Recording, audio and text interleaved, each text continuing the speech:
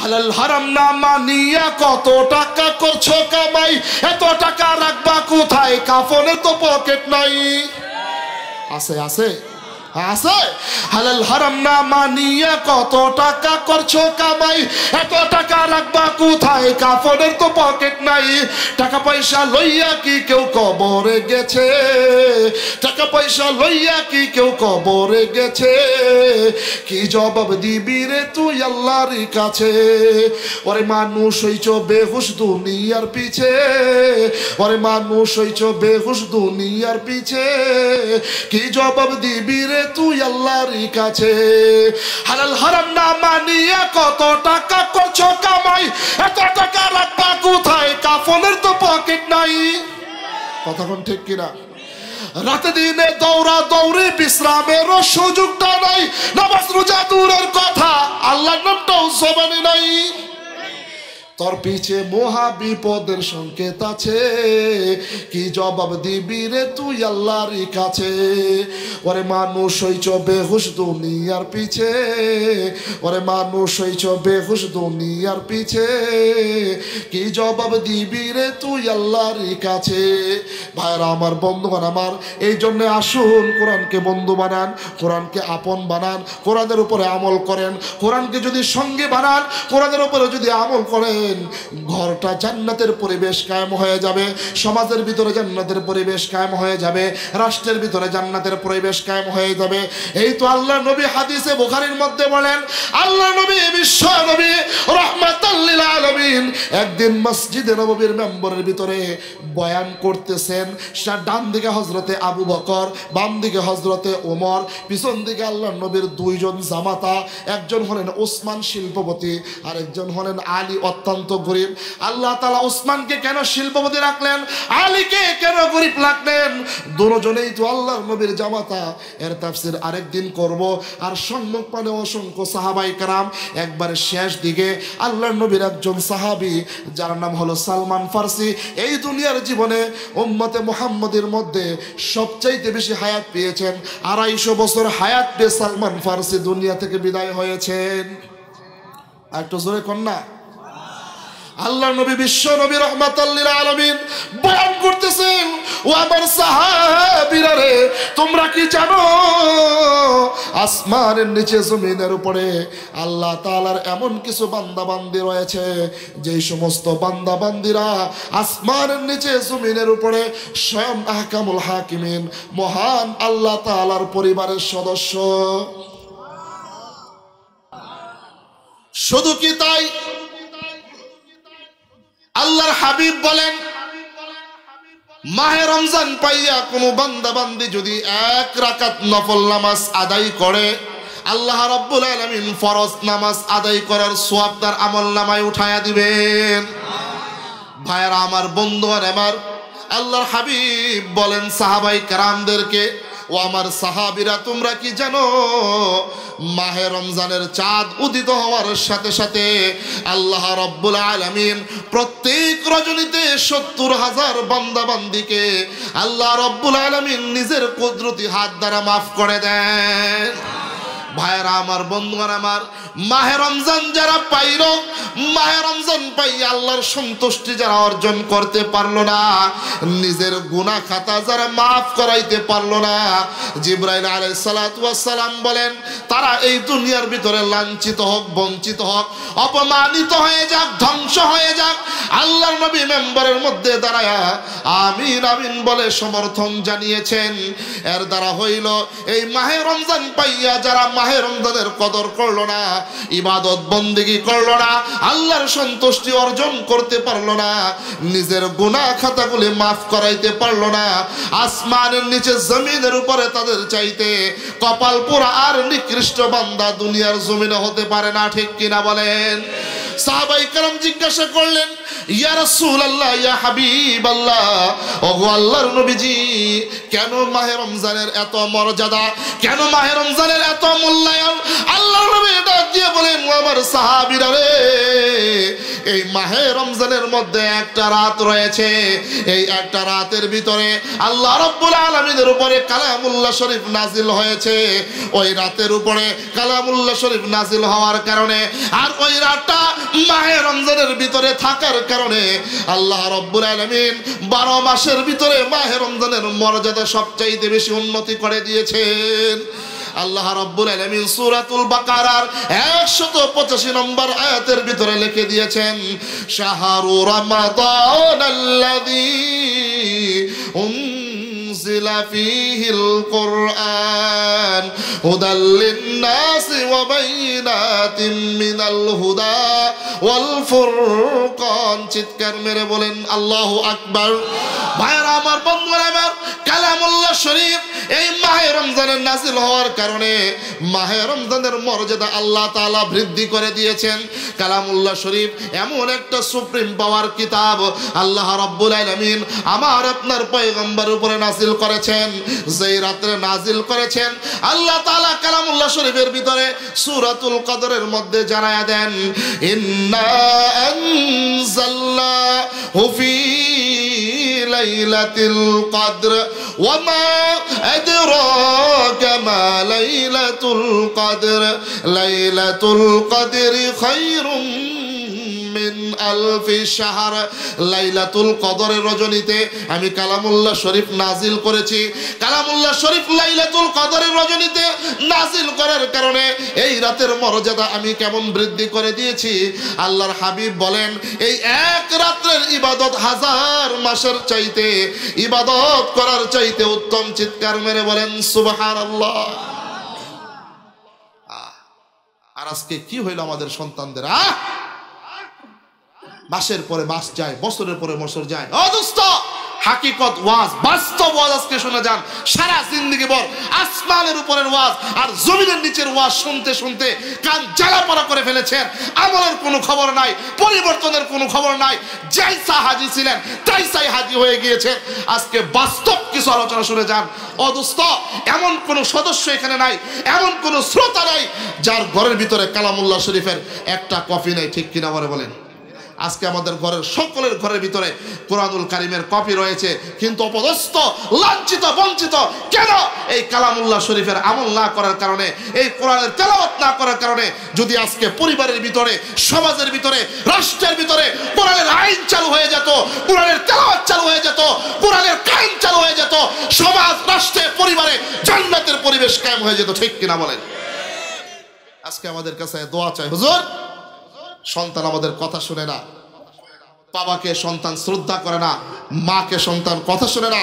আজকে আমাদের কাছে বিচার দেয়, হুজুর স্বামী স্ত্রীর মিল মহব্বত নাই, 2 মাস 3 মাস 4 মাস বিবাহ হয়েছে, স্বামী স্ত্রীর ভিতরে মিল মহব্বত নাই, সমাজের ভিতরে, মানুষের ভিতরে মহব্বত ভালোবাসা নাই, রাষ্ট্রের ভিতরে মহব্বত ভালোবাসা নাই। এর একমাত্র কারণ হলো এই রাষ্ট্র থেকে, সমাজ থেকে, পরিবার থেকে কোরআনের আমল উঠে গিয়েছে। ঠিক কিনা বলেন? আজকে আপনি কোরআনের আমল চালু করে দেন। আল্লাহর হাবিব বলেন, সূর্য উদিত হওয়ার পরে যেই ঘরের ভিতরে সূরা ইয়াসিন তেলাওয়াত করা হয় ফজরের ভিতরে, ওই ঘরের ভিতরে আল্লাহ তাআলা মুষলধারে বৃষ্টি নিয়ে রহমত বর্ষণ করতে থাকেন। আর একটু জোরে কোন না? আচ্ছা কোন তো, যেই ঘরের ভিতরে কুরআনুল কারীম তেলাওয়াত হয় আর রহমতের বৃষ্টি ফুয়ারা নাজিল হয়, ওই ঘরের ভিতরে ঝগড়া আছে? কথা বলেন, ঝগড়া আছে, মারামারি আছে। আর আমাদের সমাজে কি ওয়াজ করবে? দোস্ত, বাস্তব ওয়াজ শুনেন। আমার চাচাই, কথার কথা, আমার চাচাই ছেলেরে বিয়া করাই দিছে, আলতা শুরু করছে, 9 মাস হয়ে গেছে। এখন একদিন রাত্রে স্বামী আর স্ত্রী বৈশা, বউ রেখে, বউ কয় কি আর 1 মাস তো আছে? কয় হ 1 মাস আছে। আচ্ছা বউ, অনেক মোহাব্বত করে ভালোবাসি, অনেক কষ্ট কইরা 10 মাস 10 দিন এই গর্ভে ধারণ করছো সন্তানটারে, কলিজার টুকরা সন্তানটা যদি মেয়ে হয় তাহলে কি বানাইবা? বউ ডাক দিয়া কয়, আমার পরাণের স্বামী। কয় কি? কে আপনি জানেন না মমতাজ বানামো? আর একটু জোরে কন্যা, আর একটু জোরে কন্যা। আল্লাহ এমন থাপ্পড় দিছে, সংসদ সদস্য বাতিল করে এখন রাস্তার ফেরারি বানাই দিছে। কথা কন্যা কে? না, চলতো না, এ মমতাজ চলতো না। এখন প্রাণের স্ত্রী ডাক দিয়া কয়, স্বামী আমার। কয় কি? আচ্ছা আদরের সন্তানটা, কলিজার টুকরা সন্তান যদি ছেলে হয় তাহলে কি বানাইবা?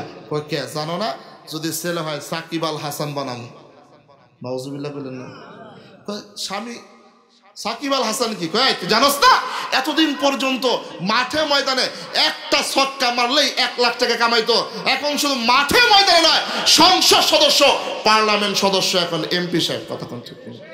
এরপরে সন্তান হয়েছে মনে করেন 5 বছর, আমার সময় একবারে সংক্ষিপ্ত যে তাফসির ধরছি, হ্যাঁ একবারে 5 বছর 6 বছর হয়েছে, আমাদের এই কেজি স্কুলে নিয়ে পাঠাই দিছে, নার্সারিতে পাঠাই দিছে। দেখবেন আমার আপনার কলিজার টুকরা সন্তান যেই মাত্র কথা বলা শিখেছে, আব্বু আম্মু মাত্র কথা বলা শিখেছে, দেখবেন স্বামী তো আর উঠে না, স্বামী তো 9টা তো 6টা চাকরি করে, হ্যাঁ ব্যবসা করে, 9টা তো 6টা নিজের স্ত্রী নিয়ে পাঠিয়ে দিছে, ঢং ঢং ঢং ঢং কইরা আপনার আমার কলেজের টুকরা সন্তানটাকে নার্সারির মধ্যে পাঠিয়ে দিছে। দোস্ত স্কুল কলেজের বিরুদ্ধে আমি করছি না, যেই কথাটা আমি আপনাকে বুঝাইতে চাচ্ছি, হ্যাঁ নার্সারির মধ্যে পাঠিয়ে দিছে। দেখবেন আপনার আমার কলেজের টুকরা সন্তানকে জীবনের প্রাথমিক সর্বপ্রথম শিক্ষাটাই আমার শিক্ষকেরা আমার ম্যাডামেরা দেয়। দেখবেন ওই দেখা যায় তাল গাছ, ওই আমাদের গা ওইখানাতে বাস করে কানাবুগির সা। কথা কন নাকি? আপনাদেরকে দেয় না, আমার দিছে। আমি কইতেছি আতা গাছে তুতা পাখি, ডালিম গাছের মৌ, এত ডাকি তবু কথা কও না কেন বউ? হাট্টি মাটিম টিম টিম তারা মাঠে পারে ডিম, তাদের খারা দুটো সিং তারা হাট্টি মাটিম টিম। আচ্ছা মুরব্বীরা যারা আছে কন্ত হাট্টি মাটিম বলতে কোনো পশু দেখছেন? আপনি দেখছেন? হজরতে আসে কথা কয় না। আচ্ছা এখন আছে হাট্টি মাটিম? কথা কন নাকি? হাট্টি মাটিম বলতে কোনো পশু আছে এখন? কিয়ামতের আগে আসবে। আচ্ছা আপনার আমার কলেজের টুকরা সন্তানটাকে ওই যে নার্সারি পেলের মধ্যে সর্বপ্রথম শিক্ষায় মিথ্যা শিক্ষা দিয়েছে, এই সন্তানটা মিথ্যা শিক্ষায় শিক্ষিত হয়ে স্কুলে যাবে, প্রাইমারিতে যাবে, হাই স্কুলে যাবে, কলেজে যাবে, ভার্সিটিতে যাবে। খোদার কসম করে বলি এই ছেলে বড় হয়ে ডাক্তার, ইঞ্জিনিয়ার, ব্যারিস্টার হবে, র্যাব, আর্মি, পুলিশ হবে, যা মনে চায় তা হবে। খোদার কসম করে বলি এই ছোট্ট সন্তানটাকে ছোট্টবেলা কোরআনের শিক্ষা না দেওয়ার কারণে আপনার আমার সন্তান ডাক্তার, ইঞ্জিনিয়ার, ব্যারিস্টার যা মনে চায় তা হবে। খোদার কসম করে বলি আনোয়ার হবে না, আনোয়ার হবে না, আনোয়ার হবে না, জানোয়ারে রূপান্তরিত হবে। ঠিক কিনা বলেন?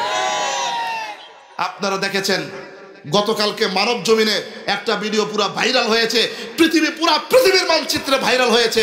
মানব জমিনে ভিডিও প্রকাশ করেছে, আমার বাপজান বৃদ্ধ বয়সে এখন সরকারি বাজেট বৃদ্ধাশ্রমে সে লালিত পালিত হচ্ছে। ওই মানব জমিনের সাংবাদিক তার সামনে মাইক ধরছে, বাজার আপনার কিসের অভাব? কয় বাজার আমার কোনো অভাব ছিল না, আমি ডাক্তার, আমার 4টা সন্তান, 4টাই আমেরিকায় থাকে। যুব সমাজ আপনারা সংবাদ দেখেছেন, গতকালকে পুরো পৃথিবী ভাইরাল হয়ে গিয়েছে। 2টা ডাক্তার, 2টা ইঞ্জিনিয়ার আমেরিকায় থাকে, বৃদ্ধ বয়সে তাকে দেখার মতো কেউ নাই, বৃদ্ধাশ্রমে বলে থাকে। বাবা সে মানব জমিনে সংবাদ প্রচার করতেছে, আমিও ডাক্তার ছিলাম, আমারও চেম্বার ছিল, আমিও রোগী দেখতাম, লক্ষ লক্ষ টাকা কামাইছি, আমারও বাড়িঘর আছে, সব কিছু আছে। বৃদ্ধ বয়সে যখন অকেজু হয়ে গিয়েছি, আমি যখন শিশু হয়ে গিয়েছি, শক্তি সামর্থ্য হারায় ফেলেছি, আমার ছেলেরা আমাকে বৃদ্ধাশ্রমে রেখে তারা এখন বিদেশের মাটিতে পাড়ি জমাইছে। দোস্ত আমার সন্তান, আপনার সন্তান আমার কথা শুনে না, আপনার কথা শুনে না, পিতামাতার অবাধ্য হয়। এর কারণ আমি মনে করি পিতামাতাই এর কারণ, এছাড়া আর কোনো কিছু নয়। আপনার সন্তানকে ছোট্টবেলা দোস্ত আমি বলি না আমার মতো মৌলবী বানান, হাফেজ বানান, আলেম বানান, ইমাম বানান, খতিব বানান, আমি বলি না আপনি ইসলামিক স্কলার বানান। আমি শুধু এই কথাটাই পুরো পৃথিবীর জমিনে, বাংলার জমিনে ঘুরে ঘুরে বলি, আপনার সন্তান যখনই কথা বলা শিখবে ঠিক সেই মুহূর্তে আপনার আমার সন্তানকে শুধুমাত্র কেবলমাত্র একমাত্র কোরআনের শিক্ষাটা দেন। কোরআনের মালা গলায় পরার পরে এই ছেলেটা হাই স্কুলে যাবে, প্রাইমারিতে যাবে, ডাক্তার, ইঞ্জিনিয়ার, ব্যারিস্টার হবে। খোদার কসম করে বলি এই সন্তান কখনো জানোয়ার হবে না, আর রূপান্তরিত হবে। শুধু বাংলার জমি নয়, পৃথিবীর মানচিত্রে আপনি জরিপ চালায় দেখেন, যার সিনায় কোরআন আছে, যে আলেম, যে হাফেজ, যে মুফতি, যে মুহাদ্দিস, যে ইসলামী স্কলার, সামান্য কয়টা টাকা বেতনে নিজের পরিবার চালায়, সন্তানকে পড়ালেখা করায়, পিতামাতার খেদমত করে, সমাজের খেদমত করে, সব কিছুর খেদমত করে। খোদার কসম করে বলি পুরো পৃথিবীর মানচিত্রে একটা বৃদ্ধাশ্রমে একজন আলেম, একজন হাফেজ, একজন কুরআনওয়ালার পিতামাতাকে বৃদ্ধাশ্রমে শেষ বয়সে লালিত পালিত হতে দেখা যায় না। ঠিক কিনা বলে? সন্তানকে ডাক্তার, ইঞ্জিনিয়ার বানাইবা না কেউ করে নাই। আমি তো বলি দোস্ত আপনার আমার সন্তানকে শুধু কোরআনের শিক্ষা দিবেন। যুব সমাজ, যারা বিবাহ করছো, যারা বিবাহ করো নাই, সকালের প্রতি উদারত আহ্বান, সন্তান আল্লাহ তাআলা যখন দিবেন, ছেলে আর মেয়ে, এই সন্তানটাকে শুধুমাত্র কোরআনের শিক্ষায় শিক্ষিত করবেন, শুধুমাত্র কোরআনটা যেন সহি শুদ্ধ করে পড়তে পারে এতটুকু শিক্ষা দিবেন। ও দোস্ত, এতটুকু শিক্ষাই যদি দেন, আর এই সন্তান যদি মরণ পর্যন্ত এই কোরআনের উপরে আমল করে, কোরআনের বিধিবিধান অনুযায়ী দুনিয়াতে জীবন যাপন করে, আল্লাহ রাসূল বলেন এই কোরআন মরণে, কবরে, হাসরে তোমাকে আমাকে বন্ধু বানায় আল্লাহর তৈরি জান্নাতের মেহমান বানায় দিবে। সূরাত তাহা 124 নম্বর আয়াত খুলে দেখেন, আল্লাহ তাআলা ইরশাদ করেন, ওয়ামান আ'রাদা আন যিকরি আই আল কোরআন, দুনিয়ার যেই সমস্ত বান্দা বান্দিরা আমার কোরআন থেকে বিমুখতা পোষণ করে, ফা ইন্না লাহু মাঈশাতান দনকা, উলামায়ে কেরাম রয়েছে মাঈশাতান দনকার এখানে 13টা ব্যাখ্যা, আমি সেখানে যাব না। আল্লাহ তাআলা বলেন দুনিয়ার জীবনটা সংকীর্ণ করে দিব। আল্লাহ তাআলা বলেন ফা ইন্না লাহু মাঈশাতান দনকা, যারা কোরআন থেকে বিমুখতা পোষণ করবে, কোরআন অনুযায়ী দুনিয়ায় জীবন যাপন করবে না, কোরআনকে মানবে না, কোরআনের উপরে আমল করবে না, ফা ইন্না লাহু, ওই সমস্ত বান্দা বান্দীদের জন্য মাঈশাতান দনকা, দুনিয়ার জীবনটাকে আমি সংকীর্ণ করে দিব। ওয়ামান আ'রাদা আন যিকরি ফা ইন্না লাহু মাঈশাতান দনকা ওয়া নাহশুরুহু ইয়াওমাল কিয়ামাতি আমা, কিয়ামতের দিন এই সমস্ত বান্দা বান্দীদেরকে আমি আল্লাহ তাআলা চক্ষুষ্মান নয়, অন্ধ করে উঠাবো। ওই সমস্ত বান্দা বান্দীরা ক্বালা রাব্বি, ডাক দিয়ে বলবে হে আমার প্রতিপালক, লিমা, কেন, হাশারতানি, আজকে হাসরের ময়দানে আমা, আমাকে অন্ধ করে উঠাইছেন, ওয়া কুনতু বাসীরা, অথচ আমি ছিলাম চক্ষুষ্মান। শান্তিখালী এলাকার ভিতরে একই ঘাটে গোসল করতাম, একই মসজিদে নামাজ আদায় করতাম, একই বাজারে বাজার করতাম, একসাথে খেলাধুলা করতাম। এই দুনিয়ার জমিনে 60 বছর 70 বছর বেঁচেছি, আমার চশমার প্রয়োজন হয় নাই। কে আমার বাবা, কে আমার মা, কে আমার স্ত্রী, কে আমার সন্তান, কে আমার বন্ধু বান্ধব, সবাইকে নিজের চক্ষু দ্বারা দেখতাম। আজকে হাসরের ময়দানে কঠিন মুসিবতের মুহূর্তে আমাকে কেন অন্ধকারে উঠাইছো? আল্লাহ তাআলা কোনো কথা বলবেন না, ডাক দিয়া বলবে আল্লাহ আপনারা জাহান্নাম বানাইছেন, কেমনে আপনার জাহান্নামটা দেখবো? আপনারা জান্নাত বানাইছেন, আপনারা হাউজে কাউসার বানাইছেন, আপনারা ফুলসিরাত বানাইছেন, আপনারা মিজানের পাল্লা কায়েম করেছেন, আপনারা সব কিছু বানাইছেন। আজকে কঠিন হাসরের ময়দানে আপনি আমাকে কেন অন্ধকারে উঠাইছেন? আমি কেমনে জান্নাত জাহান্নাম দেখবো? আল্লাহ তাআলা ডাক দিয়া বলবেন ও আমার গুনাহগার বান্দা বান্দি, দুনিয়ার জীবনে আমার হাবিবের উপরে 30 খণ্ডের একটা কালামুল্লাহ শরীফ নাজিল করে দিয়েছিলাম। এই কালামুল্লাহ শরীফ তোমার ঘরের মধ্যে ছিল, তোমার 3.5 হাত বডির ভিতরে ছিল না। সারা জীবন অন্যায় করেছো, অপরাধ করেছো, কালামুল্লাহ শরীফের বিধান অনুযায়ী দুনিয়াতে চলো নাই। এই জন্য আজকে এই কালামুল্লাহ শরীফ তোমার উপরে আমার কাছে অভিসম্পাত করেছে, বিচার আদায় করেছে। আজকে তোমাকে হাসরের ময়দানে কঠিন মুসিবতের মুহূর্তে দুনিয়ার ভিতরে যা করার তা করেছিল, আজকে হাসরের ময়দানে আমার কোনো নিয়ামত তোমাকে এই 2 চোখ দ্বারা দেখতে দিব না। আর তোমার গলার ভিতরে বেড়ি পড়ে দেওয়া হবে, লাঞ্ছিত অপমানিত গোলামের মতো তোমাকে টেনে টেনে টেনে টেনে আল্লাহর তৈরি জাহান্নামে নিয়ে যাওয়া হবে। একটু জোরে কোন নাউজুবিল্লাহ। সাহাবায়ে কেরাম জিজ্ঞাসা করলেন ইয়া রাসূলুল্লাহ, ইয়া হাবিবাল্লাহ, ওগো আল্লাহর নবীজি একটু বলবেন নি গো কালামুল্লাহ শরীফ পড়লে কেমন ফজিলত? আল্লাহর নবী ডাক দিয়ে বলেন ও আমার সাহাবীরা রে, একটু দিলের কানটা দিয়ে শুনো, আমার উপরে যেই কালাম নাজিল হয়েছে না পড়তে হবে না, না ধরতে হবে না, না স্পর্শ করে ধরলাম, বুকের মধ্যে মিলাইলাম, মোহাব্বত করলাম, আবার চুমু খাইলাম, জবান কালাম দ্বারা পড়লাম। আল্লাহ নবী ডাক দিয়ে বলেন, সাহাবীরা রে, আমার উপরে যেই কালামটা নাজিল হয়েছে, কিয়ামত পর্যন্ত আনেওয়ালা বান্দা বান্দিরা এই কালামটাকে যদি দুই হাত দিয়া ধরে মোহাব্বত কইরা বুকের মধ্যে লাগায়, আবার টুটের ভিতরে লাগায়, যদি খুইলা মালিকের কালামটা যদি কথা বলার মতো পড়া শুরু করে দেয়, আল্লাহ রাব্বুল আলামিন হাদিসে কুদসির মধ্যে বলেন, ওরে হাবিব আপনি জানায়া দেন 1,00,000 মতান্তরে 2,24,000 নবী রাসূলকে কাউকে আমি মেরাজ করাই নাই, শুধুমাত্র কেবলমাত্র আপনাকে 7 আসমান 7 জমিন ভেদ করে আমার আরশের সামনে আইনা আপনার সামনে আমি মুখোমুখি করেছি, আর আপনার উম্মতের জন্য একটা সুপ্রিম পাওয়ার দিয়ে দিয়েছি, সেইটা হইল কালামুল্লাহ শরীফ। আপনাকে আমি জমিনের থেকে আসমানের উপরে নিয়ে মেরাজ করাইছি, আর আপনার উপরে যেই কালাম নাজিল করে দিয়েছি, আপনার গুনাহগার উম্মতেরা এই কালাম যদি খুলে পড়তে থাকে, স্বয়ং আমি আল্লাহ আরশে আজিম থেকে আপনার গুনাহগার কোরআন তেলাওয়াতকারী বান্দা বান্দির সামনে উপস্থিত হয়ে যাব। একটু জোরে করুন না সুবহানাল্লাহ। শুধু তাই নয়, আপনি জানায়া দেন আমি সামনে বৈশা বৈশা আপনার গুনাহগার উম্মতেরা যখন কালামুল্লাহ শরীফ তেলাওয়াত করা শুরু করে দিবে, আমি শুনতে থাকবো আর সামনে বৈশা থাকবো। যখন চোখ দিয়া দেখবে, জবান দিয়া পড়বে, হাত দিয়া ধরবে, আর মনে মনে ইখলাসের নিয়ত করতে থাকবে, আর মনে মনে নিয়ত করতে থাকবে হাজা কালামুল বাশার, এগুলা হলো আমার মালিকের কথা, আমার মালিক নাজিল করেছে।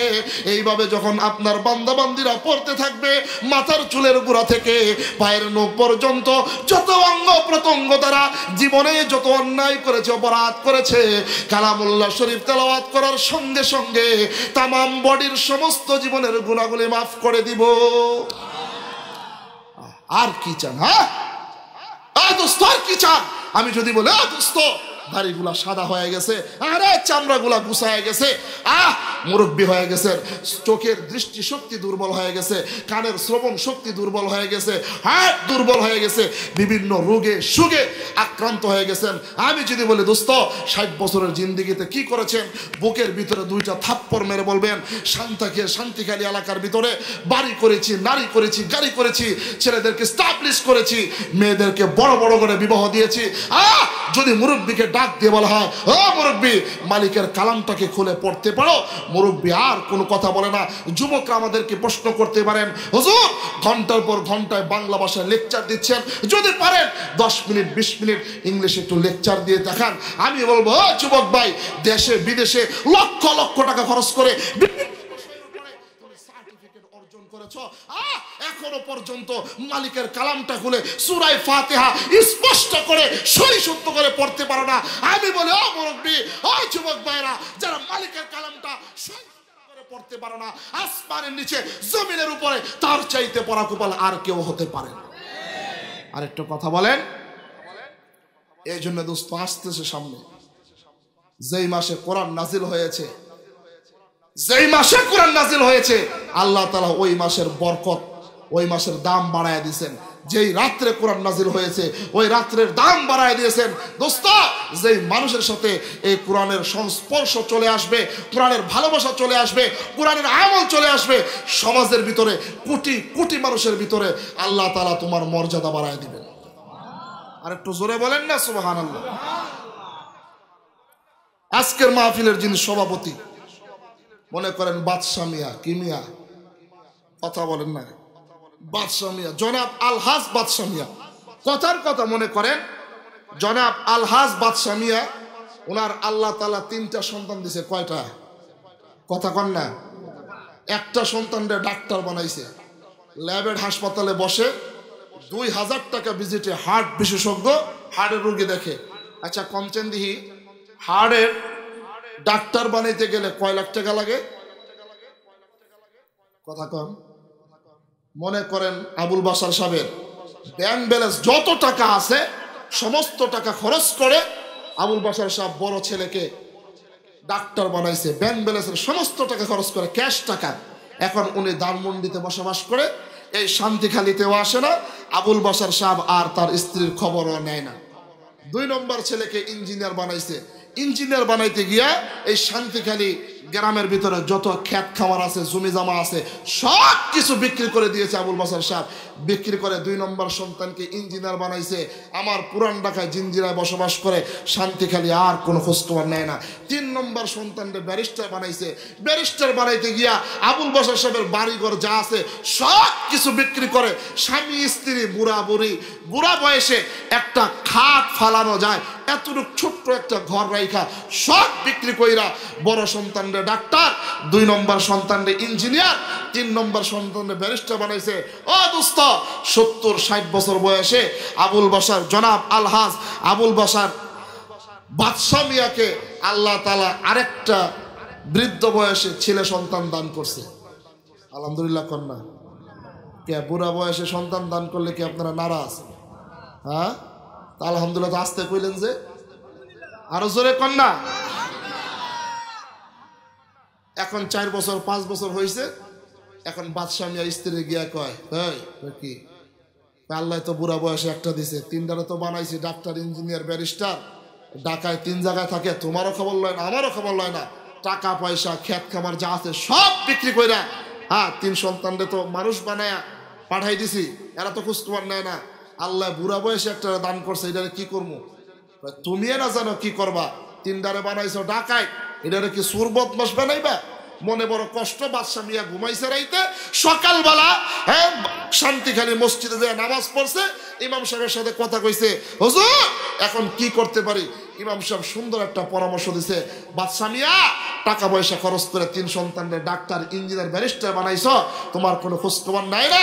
যাও এই ছোট্ট সন্তানটারে শান্তিখালী এতিমখানা যে আছে ওই এতিমখানার মধ্যে ভর্তি করায় দাও, আর টাকা পয়সা ফ্রি, ভর্তি ফ্রি, থাকা খাওয়া ফ্রি, চিকিৎসা ফ্রি, পাঞ্জাবি পায়জামা সব কিছু ফ্রি। বাস শান্তিখালী এতিমখানায় বাদশা মিয়া বৃদ্ধ বয়সে সন্তানটাকে ভর্তি করাই দিছে। নিয়ম অনুসারে কায়দা আমপারা কোরআন শরীফ সুন্দর করে পড়ার শিক্ষা শেষ করেছে। আলহামদুলিল্লাহ কন্যা, একটু জোরে কন আলহামদুলিল্লাহ। ছেলেটা যেই মাত্র কালামুল্লাহ শরীফ সই শুদ্ধ করে পুরো একটা খতম দিছে, ঠিক সেই মুহূর্তে মালাকুল মউত আজরাইল বাদশা মিয়ার সাথে এসে সাক্ষাৎ করছে।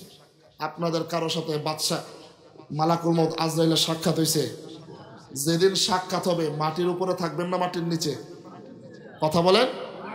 আল্লাহ তাআলা কালামুল্লাহ শরীফের মধ্যে বলেন, ওয়াজাআত সাকরাতুল মাউতি বিল হক যালিকা মা কুনতা মিনহু তাহিদ।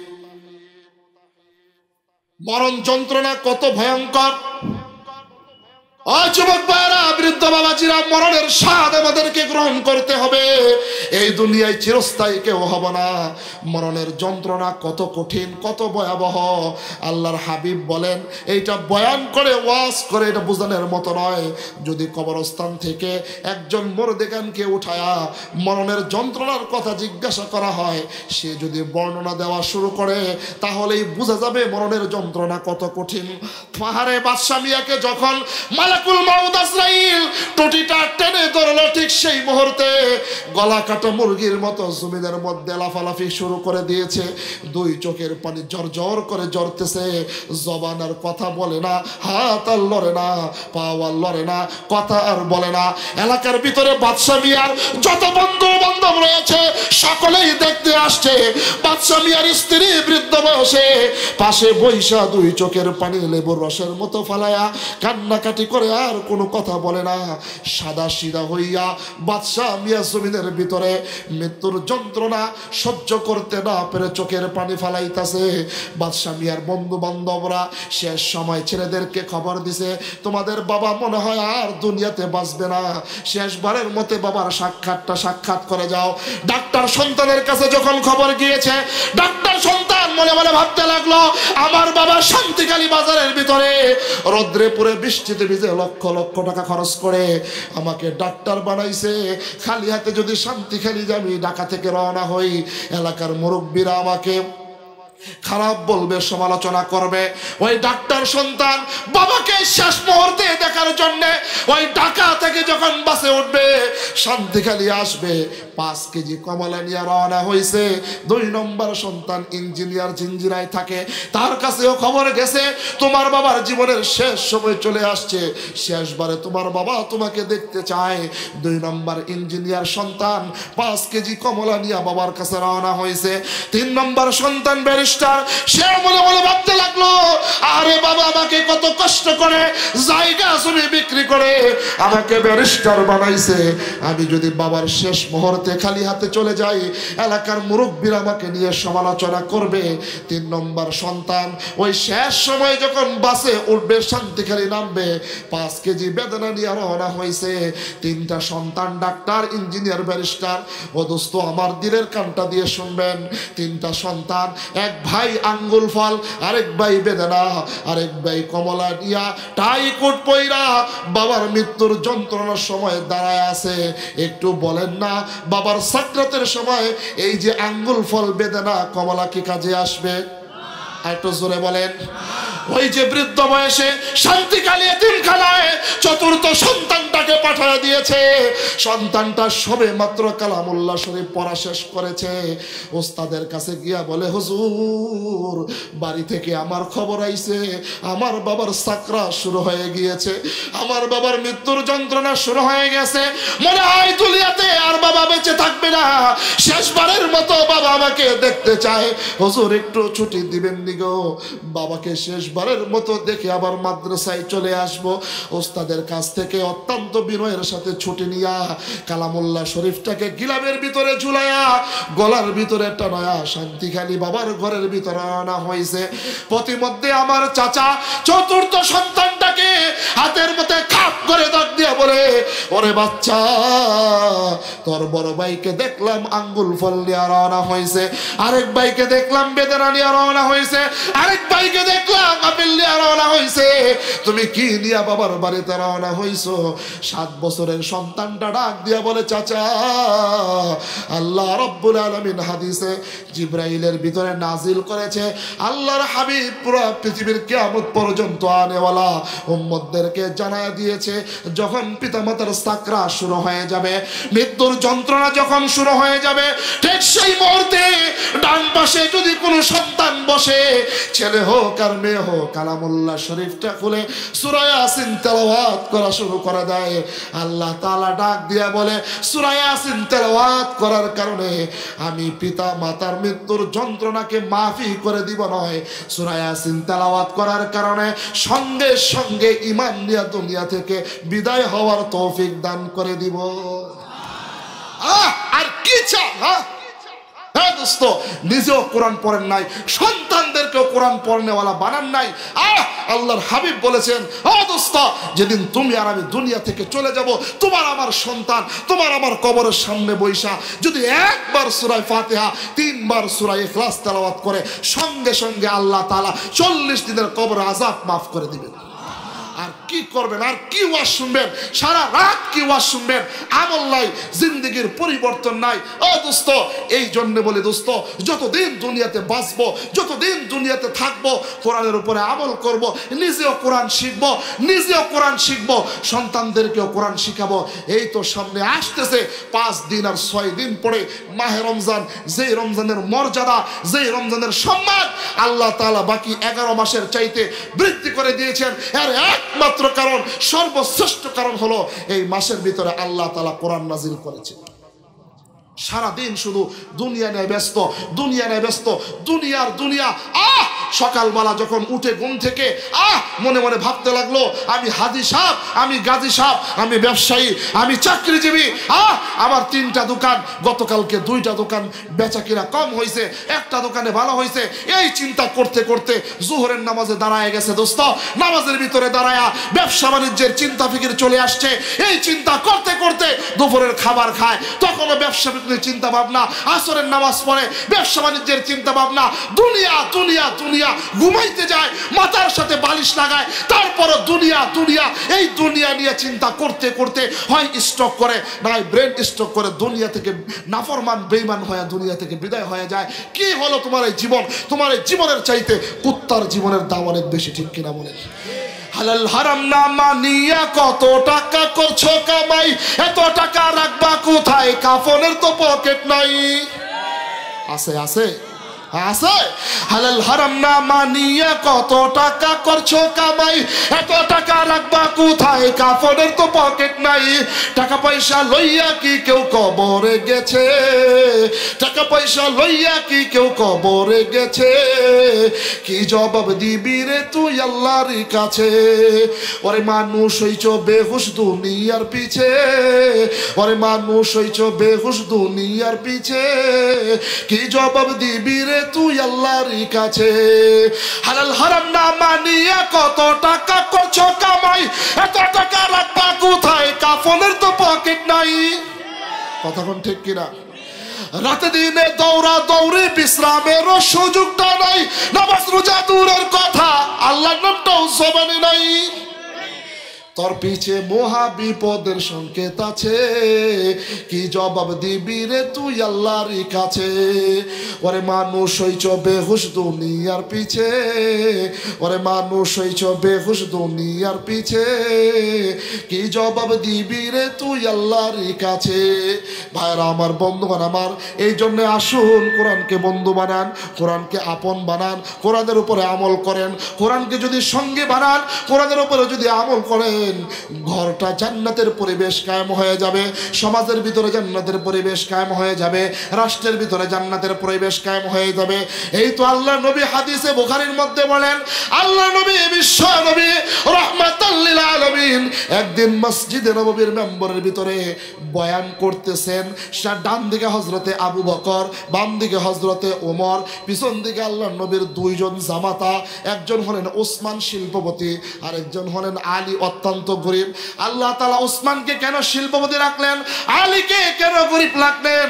দুজনেই তো আল্লাহর নবীর জামাতা। এর তাফসীর আরেকদিন করব। আর সম্মুখ পানে অসংখ্য সাহাবায়ে কেরাম। একবারে শেষ দিকে আল্লাহর নবীর একজন সাহাবী যার নাম হলো সালমান ফার্সি, এই দুনিয়ার জীবনে উম্মতে মুহাম্মাদের মধ্যে সবচাইতে বেশি হায়াত পেয়েছেন। 250 বছর হায়াত পেয়ে সালমান ফার্সি দুনিয়া থেকে বিদায় হয়েছেন। একটু জোরে কন্যা। আল্লাহ নবী বিশ্ব নবী রাহমাতাল লিল আলামিন বয়ান করতেছেন, ও আমার সাহাবীরা রে, তোমরা কি জানো আসমানের নিচে জমিনের উপরে আল্লাহ তাআলার এমন কিছু বান্দা বান্দি রয়েছে, যেই সমস্ত বান্দা বান্দিরা আসমানের নিচে জমিনের উপরে স্বয়ং আহকামুল হাকিমিন মহান আল্লাহ তাআলার পরিবারের সদস্য। আল্লাহ নবী বলেন, সাহাবী তোমরা কি জানো আসমানের নিচে জমিনের উপরে এমন কিছু বান্দা বান্দি রয়েছে যারা আল্লাহ তাআলার পরিবারের সদস্য? চিৎকার করে বলেন সুবহানাল্লাহ। হুজুর বুঝলাম না সুবহানাল্লাহ কি? আরে দোস্ত, আজকের মাহফিলের যদি সম্মানিত সভাপতি এই এলাকার এমপি সাহেব হইতো, 200 লোক তাকে গার্ড দিয়ে আজকের মাহফিলে আনতে হইতো। কথা কর। আর আজকের মাহফিলের সভাপতি যদি স্বয়ং প্রাইম মিনিস্টার শেখ হাসিনার ভাই হইতো, তাহলে তাকে আনার জন্য হেলিকপ্টার ভাড়া করা লাগতো। কথা কন না কে? আল্লাহর হাবিব বলেন, না কোনো প্রাইম মিনিস্টার, না কোনো রাজা বাদশাহ, না কোনো টাকাওয়ালা বাড়িওয়ালা গাড়িওয়ালা, স্বয়ং আহকামুল হাকিমিন মহান আল্লাহ তাআলার পরিবারের সদস্য আসমানের নিচে জমিনের উপরে এমন কিছু মানুষ আছে। চিৎকার মেরে বলেন সুবহানাল্লাহ। যেই মাত্র এই কথা বলেছে, সাহাবীদের মধ্যে হযরতে আবু বকর ডালিমের রসের মতো দুইটা চোখের পানি জর জর করে ছেড়ে দিয়েছে। ডাক দিয়া বলেন, ইয়া রাসূলুল্লাহ, ইয়া হাবিবাল্লাহ, আল্লাহর জন্য, আল্লাহর দ্বীনের জন্য সব কিছু ছেড়ে দিয়েছি, সব কিছু কুরবান করেছি, এখনো পর্যন্ত আল্লাহ তাআলার পরিবারের সদস্য হতে পারি নাই। আল্লাহর নবী ডাক দিয়া বলেন, সাহাবীরা তোমাদের প্রত্যেকের চোখের কোণা দিয়ে পানি ঝর ঝর করে পড়তেছে, কি ব্যাপার, তোমরা কেন কান্নাকাটি করতেছো? কেউ উঠা বসা করবেন না, একজন উঠা বসা করবেন না। মেহমান ইনশাল্লাহ যথাসময় চলে আসবে, কেউ উঠা বসা করবেন না। মাইকের যে অবস্থা, এই সমস্ত মাইকে আমরা আলোচনা করি না, খুব বাজে অবস্থা। সাহাবায়ে কেরাম জিজ্ঞাসা করলেন, ইয়া রাসূলুল্লাহ, ইয়া হাবিবাল্লাহ, আমি হলাম আপনার বাল্যকালের বন্ধু হযরত আবু বকর। বলেন, শুধু তাই নয়, ইয়া রাসূলুল্লাহ, মেয়ারাজের রজনীতে আপনি যখন মেয়ারাজ করে দুনিয়াতে আসলেন, মেয়ারাজের রজনীতে ঘটনা আপনি যখন বর্ণনা করতেছেন, এই দুনিয়ার কোন মানুষ বিশ্বাস করে না, আমি আবু বকর বিশ্বাস করেছি। হিজরতের রাতের সাথে ছিলাম আমি আবু বকর। ইয়া রাসূলুল্লাহ, ইসলামের সর্বপ্রথম পুরুষদের মধ্যে আমি ইসলাম ধর্ম গ্রহণ করেছি। আপনার জন্য আমার জান কুরবান, জান উৎসর্গ করতে রাজি আছি। এত কিছু করার পরেও আল্লাহ তাআলার পরিবারের সদস্য হতে পারি নাই। ওই দিক থেকে সর্বশেষ মসজিদে নববীর গেটের সাথে যিনি হেলান দিয়ে শুয়ে আছেন, হযরতে সালমান ফারসি রাদিয়াল্লাহু তাআলা আনহু, যেই মাত্র এই কথা শুনেছে, আসমানের নিচে জমিনের উপরে এমন কিছু বান্দা বান্দি রয়েছে যারা আল্লাহ তাআলার পরিবারের সদস্য। সালমান ফারসি বাচ্চাদের মতো মাটির মধ্যে হামাগুড়ি দিয়ে দুই চোখের পানি ছেড়ে বুকের ভিতরে থাপড়া থাপড়ি করতে লাগলো, আর ডাক দিয়া বলতে লাগলো, ইয়া রাসূলুল্লাহ, ইয়া হাবিবাল্লাহ, ওগো আল্লাহর নবীজি, ইসলাম ধর্ম গ্রহণ করার কারণে আমি নারী ছেড়েছি, বাড়ি ছেড়েছি, গাড়ি ছেড়েছি, মা বাবাকে ছেড়েছি, সব কিছু বিসর্জন দিয়েছি, এখনো পর্যন্ত আল্লাহ তাআলার পরিবারের সদস্য হতে পারি নাই। যেই মাত্র এই কথা বলেছে, আল্লাহর নবী মসজিদে নববীর মেম্বার থেকে উঠে সাহাবায়ে কেরামদেরকে রাস্তা করে ফাঁক হয়ে ওই সর্বশেষ কাতারে যায়া সালমান ফারসিকে গড়াগড়ি থেকে উঠায়া বুক মুবারকের সাথে মিশায়া কপালের মধ্যে চুমু খায়া বলে, ওরে সালমান, মা ইউবকি কাশা, কিসে তোমাকে কাঁদায়, কেন তুমি কাঁদো?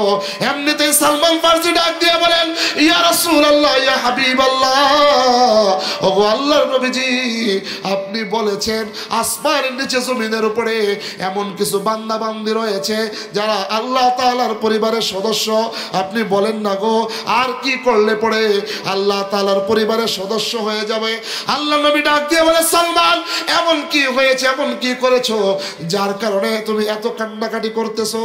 সালমান ফারসি ডাক দিয়া বলেন, ইয়া রাসূলুল্লাহ, ইয়া হাবিবাল্লাহ, ওগো আল্লাহর নবীজি, আমি কেন ইসলাম ধর্ম গ্রহণ করেছি? আমার দেশ হলো শাম দেশের মধ্যে, আমি কেন মসজিদে নববীর মধ্যে মদিনার ভিতরে আসা যাওয়া করি? আমার বাবা জেনে গিয়েছে। আমার বাবা আমাকে ডাক দিয়া বলে, ওরে সালমান, মদিনাওয়ালার দরবার ছেড়ে দিতে হবে, না হয় আমার বাড়ি ঘরে ছেড়ে দিতে হবে। আমার বাবা আমাকে ঘোষণা দিয়েছে, ওরে বাবা, আমি যদি মদিনাওয়ালার ধর্ম ছেড়ে না দেই, ইসলাম ধর্ম ছেড়ে না দেই, তাহলে আমার কি শাস্তি হবে? আল্লাহর নবীর সাহাবী সালমান ফারসি ডাক দিয়া বলে, আমার বাবা বলেছে যদি ইসলাম ধর্ম না ছেড়ে দাও, মদিনাওয়ালার ধর্ম না ছেড়ে দাও, তাহলে তোমাকে বাড়ি ঘর থেকে ত্যায্যবদ্ধ করে দিব, সন্তান থেকে ত্যায্যবদ্ধ করে দিব, তোমাকে সমস্ত সম্পত্তি থেকে ত্যায্যবদ্ধ করে দিব। ইয়া রাসূলুল্লাহ, আপনি জানেননি গো, আমি আমার বাবাকে ঘোষণা দিয়েছি, ওরে বাবা, তোমার বাড়ি ঘর কেন, তোমার ধন সম্পদ কেন, প্রয়োজনে তামাম দুনিয়া ছেড়ে দিতে পারি, একটা মুহূর্তের জন্য রাসূলের দরবার ছাড়তে রাজি নই। আর একটু জোরে কন্যা, সাহাবীরা কি ছিলেন! সূরা হাশর মুজাদালার শেষ আয়াতে আল্লাহ তাআলা বলেন, রাদিয়াল্লাহু আনহুম ওয়া রাদু আন, সাহাবীরা আমার উপরে খুশি, আমি আল্লাহ সাহাবীদের উপরে খুশি। সূরা বাকারার প্রথমেই আল্লাহ তাআলা বলেন, আমিনু, হে কিয়ামত পর্যন্ত আনেওয়ালা ইমানদার বান্দা বান্দিরা, তোমরা ঈমান আনো, কামা আমানান নাস, আই আস সাহাবী, তোমরা আমার হাবিবের সাহাবী যেইভাবে ঈমান এনেছে ঠিক সেইভাবে তোমরা ঈমান আনয়ন করো। ও দোস্ত, আজকে কলিজা ছিঁড়ে যায়, আজকে কলিজায় দারুণ ব্যথা হয় সেই সাহাবায়ে কেরামদেরকে নিয়ে সমালোচনা করা হয়। আমাদের মতো কিছু টুপিওয়ালা দাড়িওয়ালা যারা সাহাবায়ে কেরামদের বিরুদ্ধে কথা বলে, যেই সাহাবায়ে কেরাম কোরআনের জন্য বাড়িঘর ছেড়েছে, দিন ছেড়েছে, স্ত্রী ছেড়েছে, সন্তান ছেড়েছে, সম্পত্তি ছেড়েছে, টাকা পয়সা ছেড়েছে, সেই সাহাবায়ে কেরামের বিরুদ্ধে যেই সমস্ত মানুষেরা জবান খুলে কথা বলে, বিরুদ্ধাচরণ করে, খোদার কসম করে বলি আপনারা তওবা করে মাপ চেয়ে নিজেকে শুধরিয়ে নেন।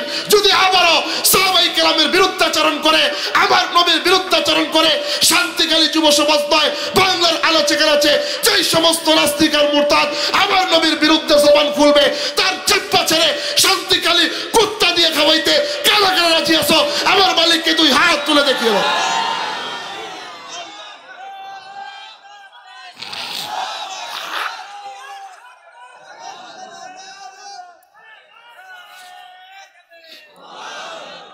রাজি আছি তো ইনশাল্লাহ? রাজি আছি তো ইনশাল্লাহ? আমরা আমাদের নবীদেরকে কলিজার চাইতে বেশি মুহাব্বত করি, ভালোবাসি। ও দোস্ত, এই বাংলার জমিনের যুব সমাজ যদিও 5 ওয়াক্ত নামাজ ঠিকঠাক মতো আদায় করে না, যদিও 30টা রোজা ঠিকঠাক মতো আদায় করে না, যদিও পিতামাতার কথা শুনে না, যদিও দাঁড়ায় দাঁড়ায় পেশাব করে, তবে আমি জানি এই বাংলার জমিনের প্রত্যেকটা যুবকের অন্তরের ভিতরে আমার নবীর প্রতি এত পরিমাণ প্রেম আর ভালোবাসা রয়েছে। বাংলার জমিনের আনাচে কানাচে নাস্তিক আর মুরতাদ যদি আমার নবীর বিরুদ্ধে জবান খুলে, বাংলার জমিনের তাওহীদি জনতা আর ঘরে বসে থাকে না, মাঠে ময়দানে নেমে তাজা রক্ত দিয়ে আমার নবীর ইজ্জত রক্ষা করতে কারা কারা রাজি আছো? মালিককে আবারও 2টা হাত তুলে দেখো।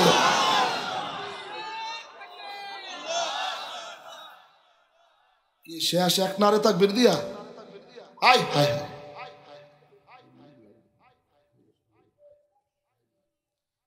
মাইকটা ঠিক করেন, মাইকের অবস্থা খুব খারাপ।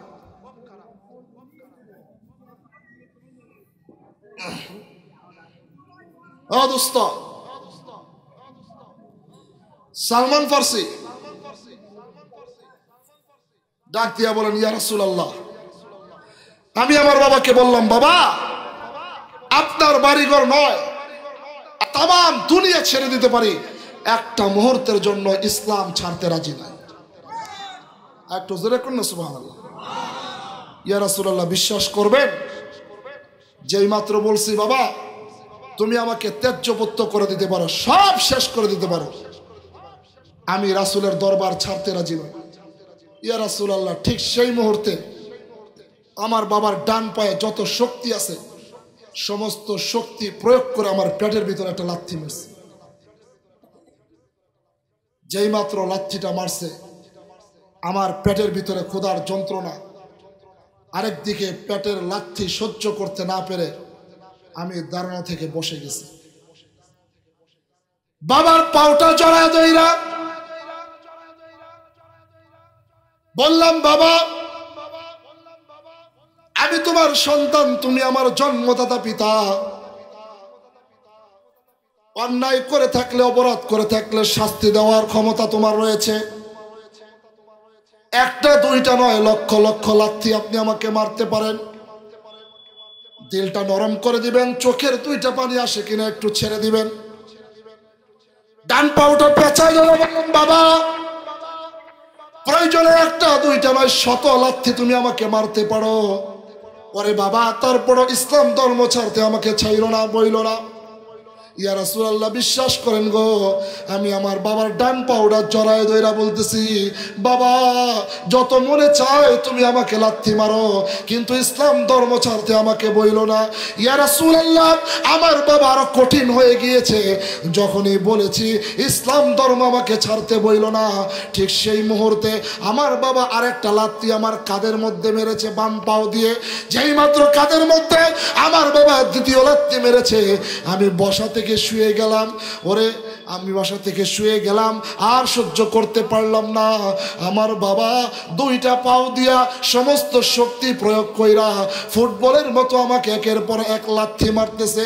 লাথি মারতে মারতে মারতে মারতে আমার বাবা যখন ক্লান্ত হয়ে গেল, ইয়া রাসূলুল্লাহ ইয়া হাবিবাল্লাহ, আমার বাবা যখন ক্লান্ত হয়ে গেল, আর কথা বলতে পারতেছে না, শরীরের ভিতর আর শক্তি আনতেছে না, আমার বাবা লাথি মারতে মারতে মারতে মারতে গেটের শেষ প্রান্তে আমার বাবা মাকে নিয়ে আসছে।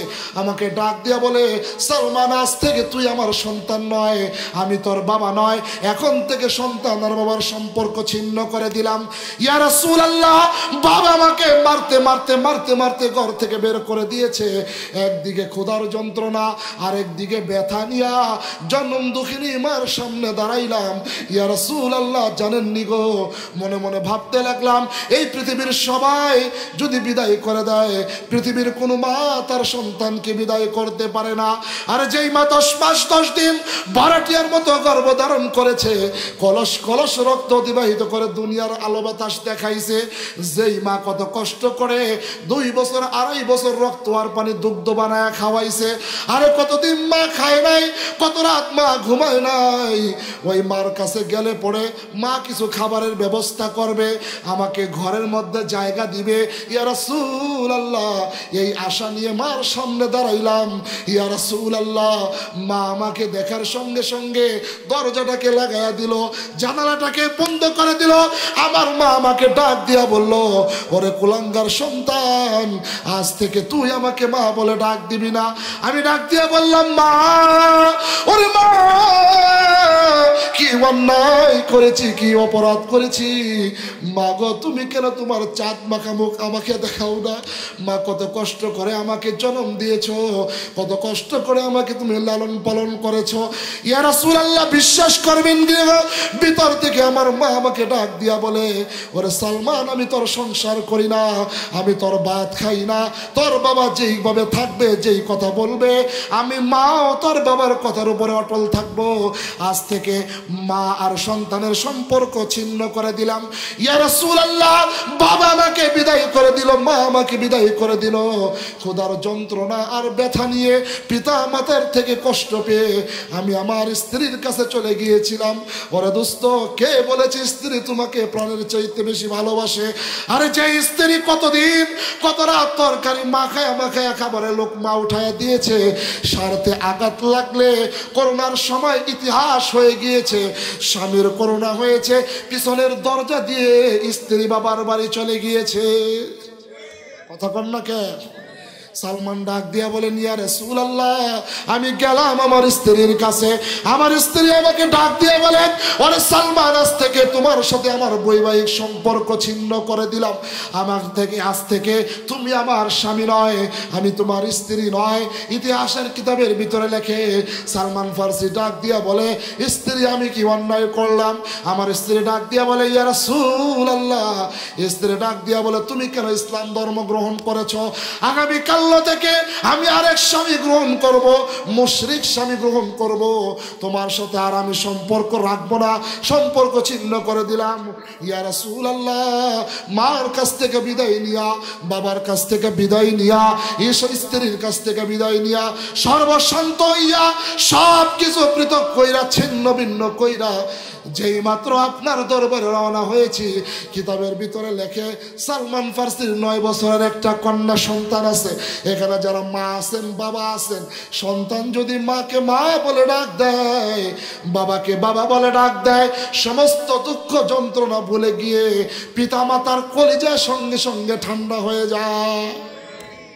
ইয়া রাসূলুল্লাহ, সমস্ত সম্পর্ক ছিন্ন করে যখন আমি রওনা হইলাম আপনার দরবারে, আমার 9 বছরের কলিজার টুকরা সন্তানটা দরজা খুলে পাখির ডানার মতো 2টা হাত মেলে আমাকে আব্বু বলে একটা ডাক দিয়েছে।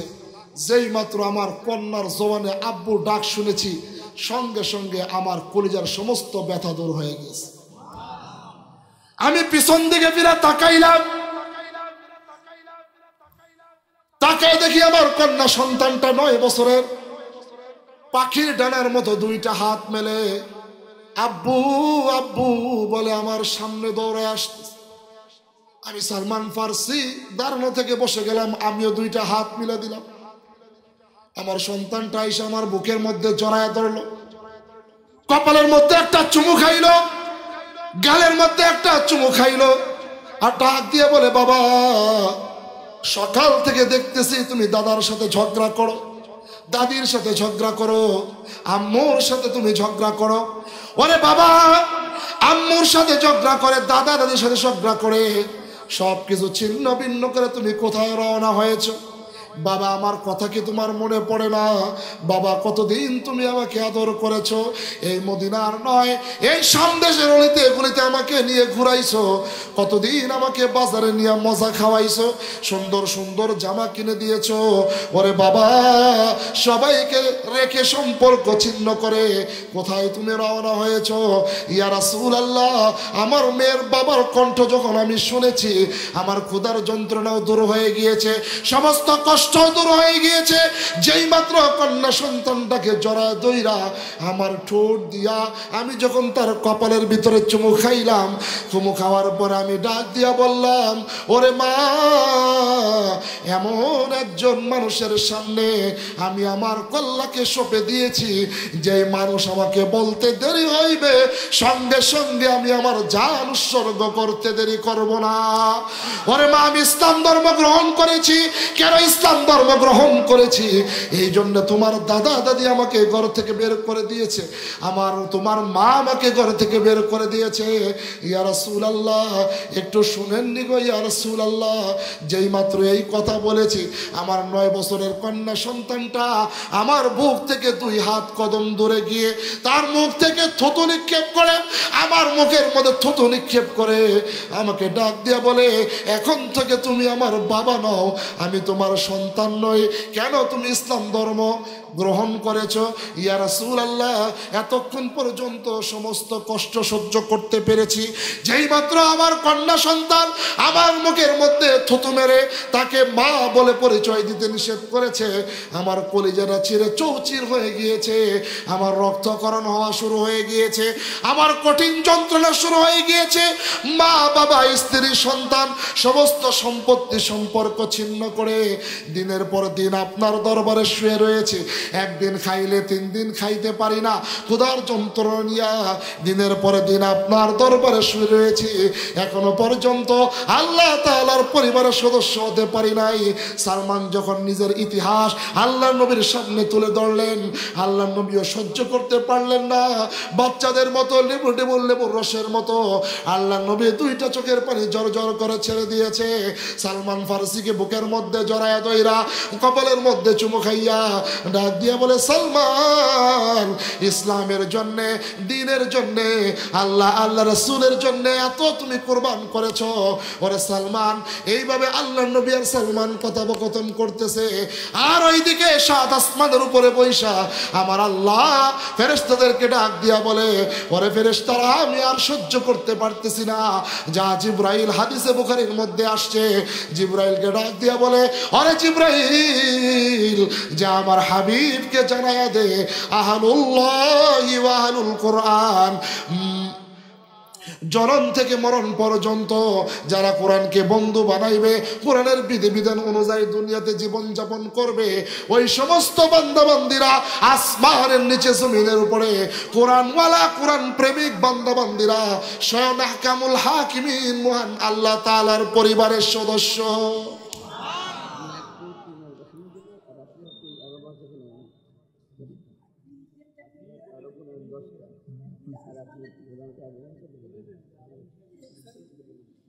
এই জন্য মোহতারাম হাজিরিন, আল্লাহর হাবিব বলেন, আহলুল্লাহি ওয়া আহলুল কোরআন, ও সাহাবীরা, তোমরা আর কান্নাকাটি কইরো না, আর মুখটা মলিন করতে হবে না।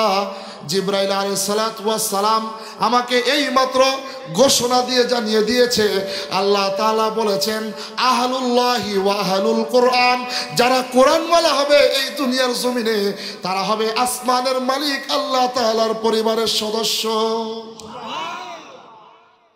এখন নিজেকে নিজে প্রশ্ন করেন, দোস্ত, নিজেকে নিজে প্রশ্ন করেন, এখন কে আল্লাহ তাআলার পরিবারের সদস্য হয়েছেন আর কারা হতে পারেন না? যারা দাঁড়িয়ে আছেন মেহেরবানি করে বসে যান, যারা দাঁড়িয়ে আছেন মেহেরবানি করে বসে যান, মেহেরবানি করে বসে যান। আজকের মাহফিলের মধ্যমণি যিনি প্রধান আলোচক, সারা বাংলায় আলোড়ন সৃষ্টিকারী হযরতুল আল্লাম কারি আব্দুল্লাহ আল আমিন আমাদের মাঝে এসে উপস্থিত হয়েছেন। চিৎকার মেরে বলেন আলহামদুলিল্লাহ। ভাই উঠাইছো, সাউন্ড দিছো। এই জন্য দোস্ত আলোচনা করতেছিলাম, এই দুনিয়ার জমিনে যারা কোরআনকে বন্ধু বানাইবে, কোরআন মরণে কবরে হাসরে তাদেরকে বন্ধু বানায়া আল্লাহর তৈরি জান্নাতের মেহমান বানায় দিবেন। এই তো সামনে আসতেছে মাহে রমজান। এই মাহে রমজানে এই সুবর্ণ সুযোগ আমাদের জন্য, যে রমজানে আল্লাহ তাআলা কোরআন নাজিল করছেন। ও দোস্ত, যদি প্রয়োজন হয় এই কোরআন শিখতে এই এলাকার মধ্যে একটা বয়স্ক কোরআন শিক্ষা কোর্স চালু করতে করবেন। যদি প্রয়োজন হয় টঙ্গীর ইস্তেমায় যেতে যাইবেন, যদি প্রয়োজন হয় 10 দিন এক চিল্লা দিতে যাবেন, যদি প্রয়োজন হয় মসজিদের ইমাম সাহেবের কাছে লাগাতার কোরআন শিখতে শিখবেন, যদি প্রয়োজন হয় আমার মাদ্রাসায় ভর্তি হতে হবে, যদি প্রয়োজন হয় উলামায়ে কেরামের সংস্পর্শে যেতে যাবেন। যেই কোনো মূল্যে আগামী মাহে রমজানে যারা কোরআন পড়তে পারেন না, সই শুদ্ধ করে কারা কারা কোরআন শিখতে রাজি আছেন আমার মালিককে 2 হাত তুলে রাখি। রাজি আছেন তো ইনশাল্লাহ? রাজি আছেন তো ইনশাল্লাহ? আল্লাহ তাআলা আমাদের সকলকে কোরআনুল কারীম সই শুদ্ধ করে শিখার এবং পড়ার আমল করার তৌফিক দান করেন। যেই কথা বলতেছিলাম, আল্লাহ তাআলা সূরাত তাহার 124 নম্বর আয়াতের মধ্যে বলে দিয়েছেন, ওয়ামান আরাদা আন যিকরি ফাইন্না লাহু মাঈশাতান দনকা ওয়া নাহশুরুহু ইয়াওমাল কিয়ামাতি আমা ক্বালা রাব্বি লিমা হাশারতানি আমা ওয়া ক্বাদ কুনতু বাসীরা। ও দোস্ত, যারা দুনিয়ার জমিনে এই কোরআন অনুযায়ী দুনিয়াতে জীবন যাপন করবে না, হাসরের ময়দানে দুনিয়াতে চক্ষুষ্মান থাকা সত্ত্বেও আমা তাদেরকে অন্ধকারে আল্লাহ তাআলা উঠাইবেন। এই জন্য দোস্ত, আপনাদের হাতে পায়ে ধরে বলি, আপনারা সকলেই যেইভাবে হয় সেইভাবে কোরআনটা শিখবেন তো ইনশাআল্লাহ? শিখবেন তো ইনশাআল্লাহ? এই জন্য বলি আপনাদের সকলের কাছে কোরআনটা শিখবেন। দোস্ত, কোরআনের শিক্ষা যদি সন্তানদেরকে দেন, শুধুমাত্র কোরআনের শিক্ষা যদি দেন, তাহলে এই সন্তান বড় হয়ে কখনো পিতামাতার অবাধ্য হবে।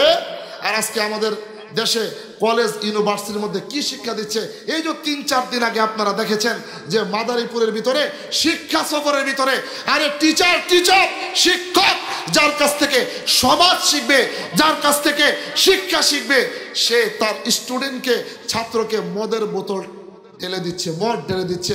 ও দোস্ত, যে শিক্ষক তার ছাত্রকে মদ খাওয়ানো শিখায়, মদের বোতল গ্লাসের মধ্যে ঢেলে দেয়, আর ছাত্র শিক্ষকের সামনে মদ খায়, এই ছাত্র খোদার কসম করে বলি পিতামাতার বাধ্য সন্তান হবে না, সমাজের উৎকৃষ্ট সন্তান হবে না, এটা সমাজের সবচাইতে বড় অ্যাটম বোমা হয়ে সৃষ্টি হবে। ঠিক কিনা? আজকে তাকায় দেখেন শিক্ষাঙ্গনের দিকে ভাইরে, দেখো না চোখ মেলিয়া, ছাত্র ছাত্রী বই ছাড়িয়া আছে শুধু প্রেম লইয়া। কথা কন না কে? আপনি গো স্কুল কলেজের কথা কই না, আমার ঢাকার স্কুল কলেজের কথা কই। শিক্ষাঙ্গনের দিকে ভাইরে, দেখেন না চোখ মেলিয়া, ছাত্র ছাত্রী বই ছাড়িয়া আছে শুধু প্রেম লইয়া। অস্ত্র সেতু সঙ্গের সাথী, অস্ত্র সেতু সঙ্গের সাথী হইছে মাস্তান, ওরা শিক্ষিত শয়তান, ওরা শিক্ষিত শয়তান, ওরা শিক্ষিত শয়তান, ওরা শিক্ষিত শয়তান। ঠিক কিনা বলেন? ওরা হলো দেশের লাগি মহামারীর মতন, ফাইলে কলম ঠেকাইয়া করে ওরা নির্যাতন। ঠিক কিনা বলেন? ওরা হলো দেশের লাগি মহামারীর মতন, ফাইলে কলম ঠেকাইয়া করে ওরা নির্যাতন। ঘুষের টাকায় ওদের ভরে, ঘুষের টাকায় ওদের ভরে করে যে টান টান। ওরা শিক্ষিত শয়তান, ওরা শিক্ষিত শয়তান, ওরা শিক্ষিত শয়তান, ওরা শিক্ষিত শয়তান। ও দোস্ত, আমার সময় একবারে সংক্ষিপ্ত, আমাকে বলে দেওয়া হয়েছে আর কিছুক্ষণ সময় আপনার রয়েছে। দোস্ত, যেই কথাটা আমি বলতেছিলাম, মাহে রমজানে আল্লাহ তাআলা এমন গুরুত্ব আর এমন ফজিলত দান করেছে, আপনি যদি একটা নেক আমল করেন, আল্লাহ তাআলা একটা নেককে 70টা বানায় আপনার আমল নামায় উঠাইয়া দিবেন। ভাইয়েরা আমার, বন্ধুগণ আমার, বলে যে কেন কেন কেন কেন মাহে রমজানের কদর এত কেন? আল্লাহর নবী ডাক দিয়ে বলেন মাহে রমজানের কদর এত এই জন্যে, আল্লাহ রাব্বুল আলামিন নামাজের আমল ফেরেশতাদের মাধ্যমে লেখান, আর যাকাতের আমল ফেরেশতাদের মাধ্যমে লেখান, হজ করলে আপনি যে সওয়াব কামাইবেন এটা ফেরেশতার মাধ্যমে লেখান, দান করলে যে সওয়াব কামাইবেন ফেরেশতার মাধ্যমে লেখান। কিন্তু আল্লাহ তাআলা তার বান্দা বান্দীরা রোজা রাখলে না কোনো ফেরেশতার মাধ্যমে তার সওয়াব লেখান, প্রতিদান লেখান। সাহাবায়ে কেরাম জিজ্ঞাসা করলেন, ইয়া রাসূলুল্লাহ, ইয়া হাবিবাল্লাহ, কেন সওয়াবের প্রতিদান ফেরেশতাদের মাধ্যমে লেখা হয় না? আল্লাহর নবী ডাক দিয়া বলে, ওরে সাহাবীরা রে, এই জন্যই লেখা হয় না। আল্লাহর নবী বলেছেন, আসুমুলি ওয়া আন আজজি বিহি, রোজা আমার জন্যে, আর রোজার প্রতিদান আমি আল্লাহ তাআলা স্বয়ং নিজের কুদরতি হাতে দান করব। ও আমার সাহাবীরা রে, এই জন্য আমি আল্লাহ দান করব। যদি আমার বান্দা বান্দি রোজা রাখা অবস্থায় তারা চাইলে অন্ধকার ঘরের ভিতরে যায় পানি খাইব, আল্লাহর ভয়ে পানি খায় না। তারা যদি চায় ওয়াশরুমে গেট লাগায়া পানি খাইব, কিন্তু পানি খায় না। বিভিন্ন রকমের হরেক রকমের খাবার নিয়ে সামনে বসে থাকে, কিন্তু খাবার খায় না। ইত্তাকুল্লাহ, আমার যেই সমস্ত বান্দা বান্দিরা আমাকে ভয় করে, সূর্য উদিত হওয়ার পর থেকে ডুবন্ত হওয়ার আগ পর্যন্ত যারা উপবাস থাকে, রোজা রাখে আমার সন্তুষ্টি চিত্তে, আমি সেই দিন হাসরের ময়দানে এই সমস্ত রোজাকারী বান্দা বান্দীদেরকে আমার নিজের হাতে আমি তাদেরকে পুরস্কৃত দান করব। আমার আল্লাহ যেমন বড় তার পুরস্কারও তেমন বড়। বলবেন হুজুর মাহে রমজানের দাম কেন? আমি শুরুতেই বলেছিলাম, শাহরু রমাদানাল্লাযী উনজিলা ফীহিল কোরআন, এই রোজার দাম বেড়েছে এই মাসে কোরআন নাজিল হওয়ার কারণে। একটা কাঠ যেটার কোনো মূল্য নাই, এই কাঠটাকে আপনি রেহাল বানাইবেন, রেহাল বানানোর পরে দেখবেন আপনি এটা দিয়ে শোকেস বানান, আপনার ছেলে মেয়ে শোকেসের মধ্যে পেশাব করে, পায়খানা করে, লাত্তি মারে, আপনার আমার কোনো সম্মান বোধ আসে না, ঠিক কিনা বলেন? দেখবেন এই কাঠ দিয়ে আপনি কি বানাইবেন? কাঠ বানাইবেন, সোফা বানাবেন। এই যে সোফা বানাইছি, এখানে বৈশা বৈশা বয়ান করতেছি, এটার প্রতি কোনো সম্মান, এটার কোনো স্পর্ধা, ভালোবাসা আমার জন্মায় না। যখন এই ক্ষুদ্র কাঠটা দিয়ে আপনি রেহাল বানাইবেন, রেহালের উপরে কালামুল্লাহ শরীফ রাখবেন, কালামুল্লাহর সম্পর্ক যখন রেহালের সাথে লেগে গেল, আর রেহালের সাথে পাও লাগার সাথে সাথেই আপনার আমার কলবের ভিতরে টাচ করবে, যেই জিনিসটার উপরে মালিকের কালামটা আছে সেই জিনিসটার উপর আমার পাও লেগে গেল। দোস্ত, ওই রেহালের কোনো মূল্যায়ন নাই, রেহালের কোনো দাম নাই। মালিকের কালাম রেহালের সাথে লাগার সাথে সাথে আল্লাহ তাআলা রেহালের দাম বাড়ায় দিয়েছেন। মোহতারাম হাজরিন, এই জন্য কোরআনের সাথে সংস্পর্শ যারাই রাখবে, যারাই থাকবে, আল্লাহ তাআলা তাদের ইজ্জত সম্মান দুনিয়াতে বাড়াই দিবেন, আখিরাতেও বাড়াই দিবেন। এই জন্য একজন আল্লাহর ওলি ছিল, তার নাম ছিল ইমাম গাজ্জালী রহমাতুল্লাহ আলাইহি। উনি এত বড় আল্লাহর ওলি, উনি এত বড় আল্লাহর ওলি, আরিফুল জামানার আরিফ ছিলেন, কুতুবুল আলম ছিলেন। ইতিহাসের কিতাবের ভিতরে লেখে, ওনার মালফুজাতের ভিতরে লেখে যে এই যে আল্লাহর ওলি ইমাম গাজ্জালী রহমাতুল্লাহ আলাইহি আল্লাহকে স্বপ্নে যুগে 99 বার সাক্ষাৎ করেছেন। একটু জোরে কর। ইমাম গাজ্জালী রহমাতুল্লাহ আলাইহি তাহাজ্জুদের নামাজ আদায় করে উনি ঘুমায় পড়লেন। ঘুমানোর পরে স্বয়ং ঘুমের ঘরে আল্লাহ তাআলা ইমাম গাজ্জালীকে ইলহাম করছে। একটু জোরে কর না, একটু জোরে কর। ডাক দিয়া বলেন, এই জামানার কুতুব ইমাম, তুমি ঘুমাও, আর ওইদিকে আমার বন্ধু নাম আব্দুর রহমান, রহমতপুর গ্রামে দুনিয়া থেকে বিদায় হয়ে গেছে। ইমাম গাজ্জালী ঘুম ভেঙে গেছে। ঘুম ভাঙ্গার পরে ওনার প্রত্যেকটা পশমের গোড়া দিয়ে ঘাম ঝরতেছে। মনে মনে ভাবতে লাগলো, আমি হলাম এই জামানার সবচেয়ে বড় আলেম, বড় আরিফ বিল্লাহ, আর আল্লাহ তাআলা একজন মানুষ যার নাম আব্দুর রহমান, আবার আল্লাহ তাআলা ঘোষণা দিয়েছে আমার বন্ধু সে দুনিয়া থেকে বিদায় হয়ে গেছে। ইমাম গাজ্জালী মনে মনে ভাবতে লাগলো, যা কি না কি দেখছি। আবার ইমাম গাজ্জালী ঘুমায় গেলেন। ঘুমায় গেলার পরে দ্বিতীয়বার আল্লাহ তাআলা স্বপ্নে যোগে ইলহাম করলেন, হে আমাদের কুতুব ইমাম গাজ্জালী, ওঠো, উঠা যায় ওই রহমতপুর গ্রামে যায় আমার বন্ধু আব্দুর রহমানের কবরস্থর ব্যবস্থা তুমি করো, সে দুনিয়া থেকে বিদায় হয়ে গেছে। দ্বিতীয়বার আবার উঠলেন, তৃতীয়বার আবার ঘুমায় গেলেন, তৃতীয়বার একই স্বপ্ন দেখলেন। ইমাম গাজ্জালী তৃতীয়বার উঠলেন, ওইটা অনেক ভয়ে প্রকম্পিত হয়ে গেলেন, কিং কর্তব্য বিমূঢ় হয়ে গেলেন। মুরিদানকে ডাকলেন, আল্লাহ তাআলা উনি স্বপ্ন যুগে আমাকে পরিচয় দিয়েছেন, আল্লাহ তাআলার বন্ধু বলে ঘোষণা দিয়েছেন, রহমতপুর গ্রামে, আর রহমতপুর গ্রামে আব্দুর রহমান নামে আল্লাহ তাআলার একজন আল্লাহর বন্ধু দুনিয়া থেকে বিদায় হয়ে গেছে। দোস্ত, আল্লাহ তাআলা আমাকে আল্লাহর বন্ধু আব্দুর রহমানের দাফন কাফন গোসল এবং কবরস্থ করার দায়িত্ব দান করেছে। ফজরের সময় হয়ে গেল, ফজরের নামাজ আদায় করলো। 3 টুকরা কাপড় কাদের ভিতরে নিয়ে ইমাম গাজালি একজন মুরিদকে নিয়ে ওই রহমতপুর গ্রামে চলে গেলেন। দোস্ত, রহমতপুর গ্রামে যাওয়ার পরে ইমাম গাজালি রহমাতুল্লাহি আলাইহি ফজর থেকে মাগরিব পর্যন্ত রহমতপুর গ্রামের ডানে যায়, বায়ে যায়, সামনে যায়, পিছনে যায়, তন্ন তন্ন করে পুরো রহমতপুর গ্রাম খুঁজেছে, না কোথাও আল্লাহর ওলি আল্লাহর বন্ধু আব্দুর রহমান রহমাতুল্লাহি আলাইহিকে খুঁজে পায় না। সকাল থেকে সন্ধ্যা পর্যন্ত আল্লাহর ওলি আল্লাহর কুতুব ইমাম গাজালি রহমাতুল্লাহি আলাইহি সারা দিন পরে আল্লাহর বন্ধু আল্লাহর ওলি আব্দুর রহমান রহমাতুল্লাহি আলাইহিকে তালাশ করা শুরু করলেন। সারা দিন সারা এলাকার ভিতরে খুঁজে না পেয়ে একবার সর্বশান্ত হয়ে মাগরিবের আজান যখন দিয়েছে, রহমতপুর গ্রামের শেষ প্রান্তে গিয়ে একটা মসজিদের মধ্যে প্রবেশ করেছেন। ইমাম গাজালি জামাতের সাথে নামাজ আদায় করেছেন। নামাজ আদায় করার পরে সমস্ত মুসল্লিরা যখন বের হয়ে গেল, ইমাম সাহেব ইমাম গাজালিকে দেখে ভয়ে প্রকম্পিত হয়ে গেল। ওই মসজিদের মেম্বারখানা থেকে উঠে ইমাম গাজালির সামনে আইসা বললেন, ওগো আল্লাহর ওলি হুজুর, এমন কি প্রয়োজন, এমন কি বিশেষ প্রয়োজন যার কারণে খানকা থেকে আপনি আমার মসজিদের মধ্যে আসছেন? আপনি খবর দিলেই তো আপনার খানকার মধ্যে চলে যাইতাম। ইমাম গাজালি সাহেবকে দেখা বলেন, হুজুর আপনি একটু বসেন, একটা বিষয় কি আপনি আমাকে সংবাদ দিতে পারবেন? ওই মসজিদের ইমাম সাহেব ডাক দিয়া বলে, ওরে জামানার কুতুব ইমাম, বলেন আপনার কি সংবাদ প্রয়োজন? ইমাম গাজালি ডাক দিয়া বলে, ওরে ইমাম সাহেব, আপনার এলাকায় আব্দুর রহমান নামে কোনো বান্দা বান্দি আছে কিনা? ইমাম সাহেব ডাক দিয়া বলে, হুজুর হ্যাঁ, আমার এলাকায় আব্দুর রহমান নামে একজন, দুইজন নয়, একাধিক মানুষ আছে।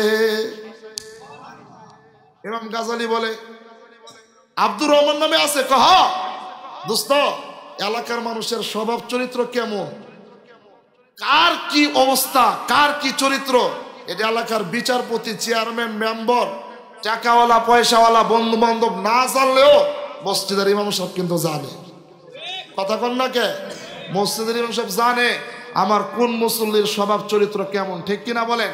তো বললো, হুজুর আমার মসজিদের সরাসরি একজন আব্দুর রহমান আছে, মাগান, সে তো ডাইল খুব, চিনছেন?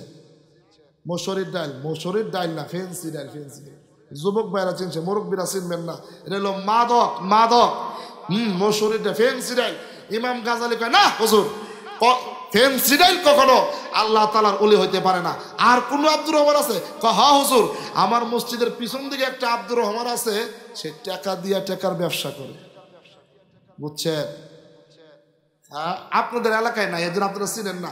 যারা টেহা দিয়া টেহার ব্যবসা করে, এটা আমার এলাকায় আছে, এরা কয় সুদখোর। এরা কয় কি? এটা আপনাদের এলাকায় নাই, তো এই জন্য আপনারা চিনেন না, জানেন না। ওই আমার এলাকায় আছে সুদখোর। কি খোর?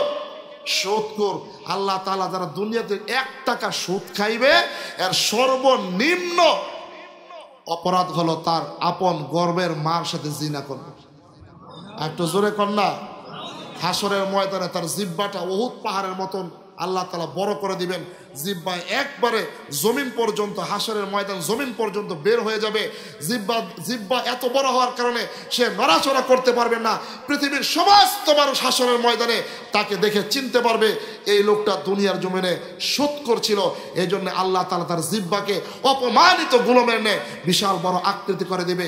এই জন্য দোস্ত, যারা সুদ খান, দোস্ত আসেন, এখনো সময় আছে, তওবা করে, মাহে রমজান সামনে আসতেছে, তওবা করে গুনাহ থেকে বিরত এসে মুত্তাকি হয়ে যাই, আল্লাহর বন্ধু হয়ে যাই। আল্লাহ তাআলা তৌফিক দান করেন। চিৎকার মেরে বলেন আমিন। ইমাম গাজালি বলেন, না হুজুর, মদখোর কখনো আল্লাহর ওলি হতে পারে না। আর কোন আব্দুর রহমান আছে? হ্যাঁ হুজুর, আমার মসজিদের ডান পাশে একজন আব্দুর রহমান আছে, অনেক বড় শিক্ষিত, সরকারি চাকরি করে, একটা সাইন দিলেই 1 লক্ষ টাকা পায়। বুঝছেন নি কোন সাইন? সরকারি বেতনের সাইন না। না, এই ঘুষখোর কখনো আল্লাহর ওলি হতে পারে না। ইমাম সাহেব বলে, হুজুর আর কোনো আব্দুর রহমান এই এলাকার ভিতরে নাই। ইমাম গাজালি মুরিদকে ডাক দিয়ে বলে, আরে মুরিদ, গতকাল রাত্রে আল্লাহ তাআলা যে আমাকে বলল, আল্লাহ তাআলার একজন বন্ধু আছে যার নাম আব্দুর রহমান, রহমতপুর গ্রামে মারা গেছে, তাকে দাফন কাফনের ব্যবস্থা করার মতো কেউ নাই, আমাকে দায়িত্ব দিছে। কই সকাল থেকে সন্ধ্যা পর্যন্ত এই এলাকার সমস্ত এলাকায় ঘোরাঘুরি করেছি, প্রত্যেকটা অলিতে গলিতে ঘোরাঘুরি করেছি, কোথাও তো আব্দুর রহমানকে পাইলাম না। ইমাম গাজালি তার মুরিদকে বলে, চলো আজকে সন্ধ্যা হয়ে গেছে, চলে যাই, আগামীকালকে আবার খোঁজাখুঁজি করব। দোস্ত, মসজিদ থেকে বের হয়ে জঙ্গলের পথ ধরে ইমাম গাজালি তার খানকার দিকে রওনা হয়েছে। খানকার দিকে রওনা হয়েছে, এক পা দুই পা করে হাঁটতে হাঁটতে হাঁটতে হাঁটতে একটু সামনের দিকে গেছে। এমনিতেই দেখে ভাঙ্গা ভাঙ্গা কোকিল কণ্ঠে কে যেন আব্বু আব্বু বলে কান্নাকাটি করতেছে। ইমাম গাজালি রহমাতুল্লাহি আলাইহি ভাঙ্গা কণ্ঠে যখন আওয়াজ আসলো, পিছন দিক থেকে ফিরাইলো, কে যেন লম্বা হয়ে শুয়ে আছে, তার সামনে দুইটা সন্তান কান্নাকাটি করতেছে।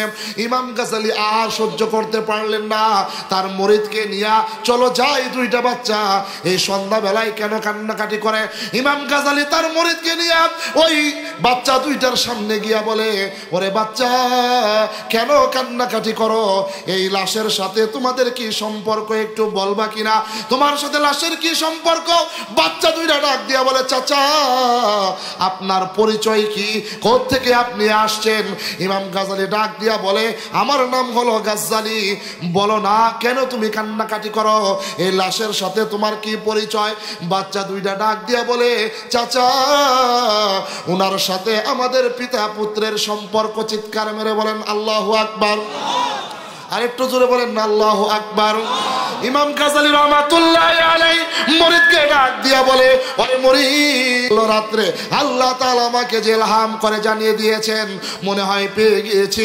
বাচ্চা দুইটা ডাক দিয়া বলে, ওরে চাচা, আমার বাবা হলো এই এলাকার একজন কাঠুরিয়া, সকাল থেকে সন্ধ্যা পর্যন্ত জঙ্গলের ভিতরে ঘুরে ঘুরে কাঠ কুড়ায়, সন্ধ্যাবেলায় কাঠ বিক্রি করে যেই টাকা পায় ওই টাকা নিয়ে খাবার কিনে বাড়িতে চলে যায়।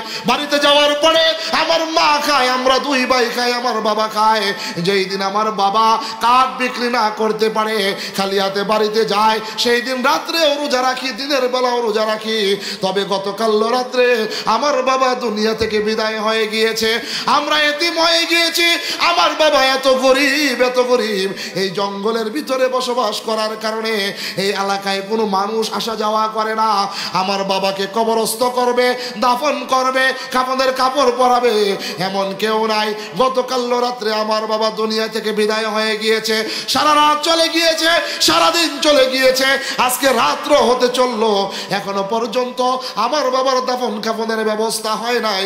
যেই মাত্র এই কথা বলেছে, ইমাম গাজালি বাচ্চা দুইটাকে আঞ্জা দিয়া দইরা কপালের মধ্যে চুমু খায়া বলে, ওরে বাচ্চারা রে, আর কান্নাকাটি করতে হবে না, আমি চলে এসেছি, আমি তোমার বাবার গোসল দাফন কাফনের দায়িত্ব নিয়ে নিলাম। ভাইরা আমার, বন্ধুরা আমার, ইমাম গাজালি রহমাতুল্লাহি আলাইহি নিজে বা গরম পানি গরম করলো। ইমাম গাজালি রহমাতুল্লাহি আলাইহি আল্লাহর বন্ধু কাঠুরি আব্দুর রহমান রহমাতুল্লাহি আলাইহিকে নিজের হাতে গোসল করাইলেন, 3 টুকরা কাপড়ের প্যাকেটিং করলেন। ইমাম গাজালি রহমাতুল্লাহি আলাইহি ইমামতি করে, পিছন দিকে ওই মুসল্লি দাঁড়ায় গেছে, 2 সন্তান আর তার মুরিদ পিছনে দাঁড়ায় গেছে। ইমাম গাজালির ইমামতিতে জানাজা শেষ হয়েছে। ইমাম গাজালি রহমাতুল্লাহি আলাইহি আল্লাহর ওলি, আল্লাহর কুতুব কাঠুরি আব্দুর রহমান রহমাতুল্লাহি আলাইহিকে সামনে রাইখা কোদাল দিয়া কবর করা শুরু করছে।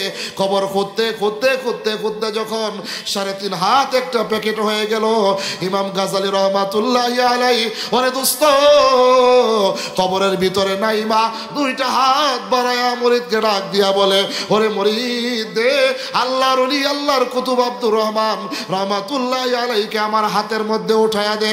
সকলেই প্রস্তুতি গ্রহণ করেন সুবহানাল্লাহ বলার জন্য। মায়েরা আমার, বন্ধুগণ আমার, প্রস্তুতি গ্রহণ করেন। ইমাম গাজালি রহমাতুল্লাহি আলাইহি যখন ওই আল্লাহর ওলি কাঠুরি আব্দুর রহমানের লাশটা কবরে রাখতে দেরি হয়েছে, কবর থেকে জান্নাতের মিশক আম্বরের ঘ্রাণ বের হইতে দেরি হয় নাই। আরেকটু জোরে বলেন না সুবহানাল্লাহ। ইমাম গাজালি রহমাতুল্লাহ আলাইহি ভয়ে প্রকম্পিত হয়ে গেল, একটা লাফ দিয়ে কবর থেকে জমিনের উপরে দাঁড়ায় গেল, ডাক দিয়ে বলে না না না, এইটা কোনো ফুলের ঘ্রাণ নয়, এইটা কোনো আতরের ঘ্রাণ নয়, এইটা কোনো সেন্টের ঘ্রাণ নয়, নিশ্চয় নিশ্চয় নিশ্চয় নিশ্চয় এটা জান্নাতের মেশক আম্বরের ঘ্রাণ। লোকটা কাঠুরিয়া ছিল, কাঠ বিক্রি করত, বিক্রি করে করে নিজের পরিবারের জীবনযাপন জোগাইতো। এই লোকটা কেমনে আল্লাহর বন্ধু হয়ে গেল? এমনিতে লোকটার কবরে নাইবা ইমাম গাজালি রহমাতুল্লাহ আলাইহি মুখ থেকে কাপড়ের কাপড়টা সরাইয়া কপালের মধ্যে একটা চুমু খাইয়া দুইটা এতিম বাচ্চাকে ডাক দিয়া বলে, ওরে বাবা নাও, শেষবারের নাও, বাবার মুখটা দেখে নাও।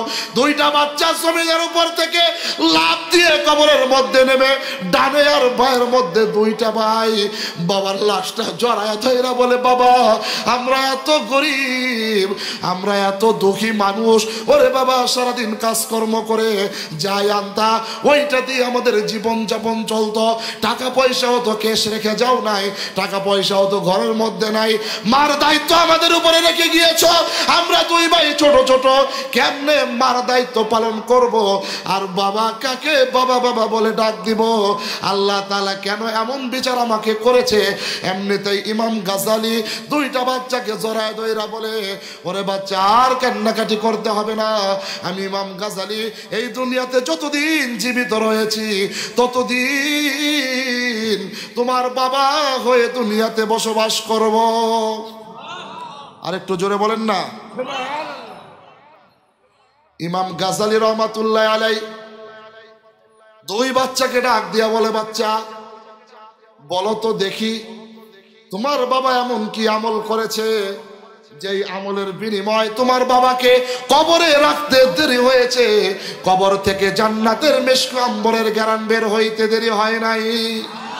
বাচ্চা দুইটা ডাক দিয়া বলে, চাচা আমরা আমাদের বাবার তেমন কোনো আমল জানি না, তবে আমাদের বাড়িতে মা আছে, মাকে যদি জিজ্ঞাসা করেন আমাদের মা বলতে পারবে।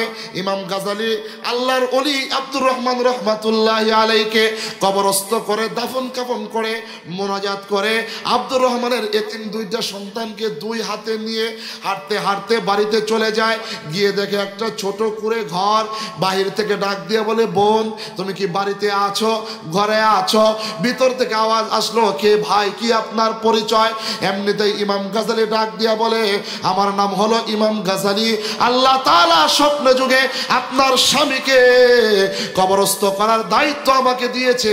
ওরে বোন আপনি কি একটু বলবেন আপনার স্বামী এমন কি আমল করে, আপনার স্বামী এমন কি আমল করে যার কারণে আল্লাহ তাআলার প্রিয় হয়ে গিয়েছে, যার কারণে আপনার স্বামীকে কবরস্থ করতে দেরি হয়েছে, কবর থেকে জান্নাতের মেশক আম্বরের ঘ্রাণ বের হইতে দেরি হয় নাই? ইমাম গাজালি যেই মাত্র প্রশ্ন করেছে, কাটুরিয়া আব্দুর রহমান রহমাতুল্লাহ আলাইহির স্ত্রী ভিতর থেকে ঘোষণা দেয়, ওরে ভাই আমার স্বামী এতই গরিব, আমার ঘরের ভিতরে ভালো কোনো ফার্নিচার নাই, ভালো কোনো খাট নাই, ভালো কোনো চৌকি নাই, ভালো কোনো সোফা নাই, তবে আমার ঘরের ভিতরে আল্লাহ তাআলার কালাম 30 খণ্ডের একটা কোরআনের কপি রয়েছে। এই কোরআনের কপিটা সকালবেলা যখন ফজরের নামাজ আদায় তো আমার স্বামী কাটুরিয়া আব্দুর রহমান নামাজ আদায় করার পরে কালামুল্লাহ শরীফটা খুলতো, খুইলা পড়তে পারতো না, লেবুর রসের মতো ডালিমের রসের মতো দুইটা চোখের পানি জর করে ছাইরা দিত, দাড়িগুলা বেয়ে বেয়ে কুরআনুল কারীমের পাতার মধ্যে পড়তো, আর খালি আঙ্গুল ভোলাইতো আর কান্নাকাটি করতো। আমার মতো নিমখারাম আর কে আছে, আমার মতো হতভাগা আর কে আছে, যে আল্লাহ আমাকে এত মায়া করে বানাইছে, যে আল্লাহ আমাকে এত দয়া করে বানাইছে, আল্লাহ চাইলে আমাকে কানা বানাইতে পারতো, আল্লাহ চাইলে আমাকে বুবা বানাইতে পারতো, আল্লাহ চাইলে আমাকে পঙ্গু বানাইতে পারতো, আল্লাহ চাইলে আমাকে দুইটা হাতবিহীন বানাইতে পারতো।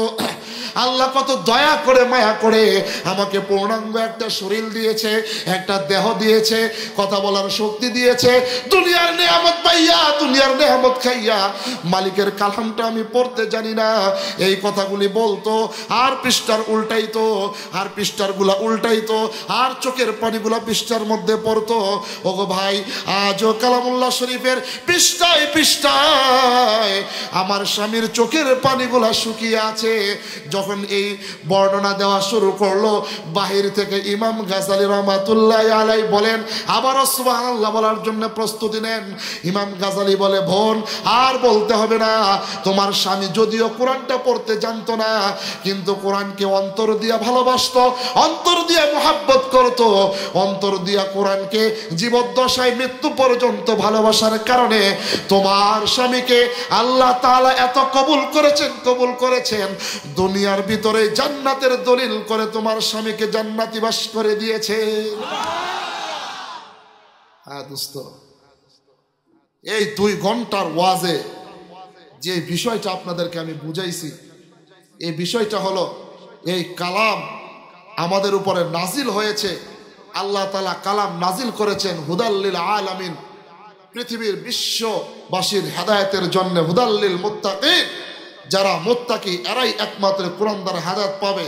যত তন্ত্র মন্ত্র রয়েছে, এই সব তন্ত্র মন্ত্র বাদ দিয়ে যদি মানুষ এখনো পর্যন্ত কোরআনের ছায়াতলে চলে এসে কোরআনের বিধিবিধান অনুযায়ী নিজের জীবন পরিচালনা করে, কোরআনের উপরে আমল করে, খোদার কসম করে বলি, যেইভাবে আল্লাহর নবী মক্কা মদিনার পরিচালনা করেছে, ঠিক সেইভাবে হযরতে ওমর পুরা পৃথিবীর অর্ধেক রাজ্যের বাদশাহিত্ব পালন করেছে। আজও যদি দুনিয়ার মানুষ কোরআনের ছায়াতলে চলে আসে, কোরআনের বিধিবিধান মানে, আজও দুনিয়ার যত ক্ষমতা রয়েছে সমস্ত ক্ষমতা আল্লাহ তাআলা কোরআন প্রেমিকদের হাতে তুলে দিবেন। ঠিক কিনা? আজকে মানুষ নির্যাতিত, নিষ্পেষিত পৃথিবীর আনাচে কানাচে মানচিত্রে একমাত্র কেবলমাত্র শুধুমাত্র এই কোরআন থেকে দূরে সরে যাওয়ার কারণে। আজও দোস্ত, যদি কোরআন আজও আমরা আঁকড়িয়ে ধরি, তাহলে পরিবার থেকে সমাজ থেকে রাষ্ট্র পর্যন্ত প্রত্যেকটা সেক্টরে আল্লাহ তাআলা রহমতের ফুয়ারা, রহমতের বর্ষণ নাজিল করে দিবেন। এই জন্য দোস্ত, এই কোরআন আল্লাহ তাআলা পবিত্র মাহে রমজানে নাজিল করেছেন। এই সামনেই 4 দিন 5 দিন আগে, 5 দিন পরে মাহে রমজান।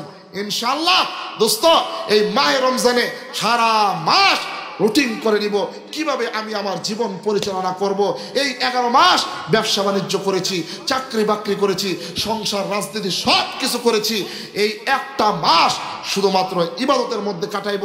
আল্লাহ রাসূল বলেন, যারা রমজান মাস পাইয়া নিজের গুনাহ খাতা মাফ করাইতে পারলো না, তার সে ধ্বংস। আল্লাহ নবী বলছেন আমিন। ও দোস্ত, এত বড় ধমকি আপনার আমার জন্য আসছে, এই জন্য আসুন, এই যে সামনে মাহে রমজান, এখন থেকে রুটিন করবেন যে আপনি কোন সময় কি আমল করবেন, কোন সময় কি ইবাদত করবেন, কোন সময় কি করবেন। আল্লাহ রাসূল বলছেন, সেহরি খাওয়ার আগে যদি তুমি তাহাজ্জুদের মাধ্যমে মালিকের কুদরতি পায় 2টা সেজদা দাও দোস্ত, 2টা সেজদা দাও। সেজদার যে কি মূল্য দোস্ত, তোমাদেরকে কেমনে বুঝাবো। উলামায়ে কেরাম স্টেজের মধ্যে আসছেন, ডানে বায়ে আছেন, বুখারীর বর্ণনার মধ্যে আসছে। ও দোস্ত, বান্দা বান্দি যখন পবিত্রতা অর্জন করে, আল্লাহু আকবার, আমার আল্লাহ বড় বলে নামাজের মধ্যে দাঁড়ায় যায়। ওরে দোস্ত, নামাজের মধ্যে যখন আল্লাহু আকবার বলে হাতটা বেঁধে ফেলে, আল্লাহ তাআলা ফেরেশতাদেরকে নিয়ে আরশে আজিমের ভিতরে একটা মিটিং বসে, ফেরেশতাদেরকে ডাক দিয়া বলে, হে ফেরেশতারা, শান্তিকারী মসজিদের ভিতরে আমার বান্দা বান্দিরা কি করে? ফেরেশতারা ডাক দিয়ে বলে, আল্লাহ আপনি অনেক বড় বলে আপনার বান্দা বান্দিরা সমস্ত দুনিয়াকে লাথি মেরে আপনার কুদরতি পায়ে দাঁড়িয়ে গিয়েছে। আল্লাহ তাআলা বলবে, এ ফেরেশতারা, তোমরা বলেছো এই মানুষ সৃষ্টি করেন না আল্লাহ, মানুষ আবাবিল জিনের মতো দুনিয়ার মধ্যে আইসা ফিতনা ফাসাদ করবে, মারামারি করবে, কাটাকাটি করবে, রাহাজানি করবে, দুর্নীতি করবে। এখন আবার তোমরাই সাক্ষী দিচ্ছ, ফেরেশতারা তোমরাই সাক্ষী দিচ্ছ আমার বান্দা বান্দি নামাজের মধ্যে আমার প্রশংসা করে, যেই মাত্র বলে আলহামদু আলহামদু, যেই মাত্র বান্দা বান্দি বলে আমার আল্লাহ, তখন বান্দা বান্দির সাথে আলাপচারিতায় লিপ্ত হয়ে যায়। আর একটু জোরে বলেন না। বান্দা বলে আলহামদুলিল্লাহ, বান্দা বলে আলহামদু, আল্লাহ তাআলা ডাক দিয়ে বলে, ওরে বান্দা সমস্ত প্রশংসা কার? বান্দা বলে লিল্লাহ, সমস্ত প্রশংসা কার? আর একটু জোরে বলেন।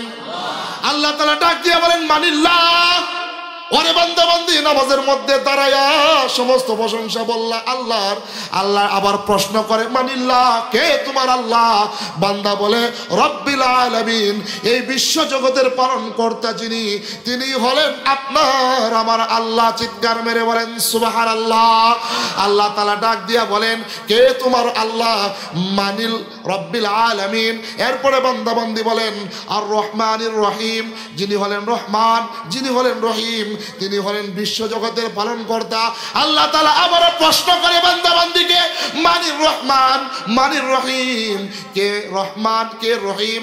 আবার বান্দা বান্দি বলে মালিকি ইয়াউমিদ্দিন, বিচার দিবসের মালিক যিনি, তিনি হলেন আমার রহমান, তিনি হলেন আমার রহিম। আল্লাহ তাআলা এত খুশি হন, এত খুশি হন। আল্লাহ তাআলা বলেন, ওরে বান্দা কি চাস, কি চাস? বান্দা ডাক দিয়া বলে, ওগো আল্লাহ কিছুই চাই না, আপনি তো বলেছেন ওমা খালাকতুল জিন্না ওয়াল ইনসা ইল্লা লিয়াবুদুন আই ইল্লা লিয়ারিফুন। বান্দা বান্দিকে বানাইছেন আপনার ইবাদতের জন্য, এই ঘোষণা তো আপনি আগেই দিয়েছেন।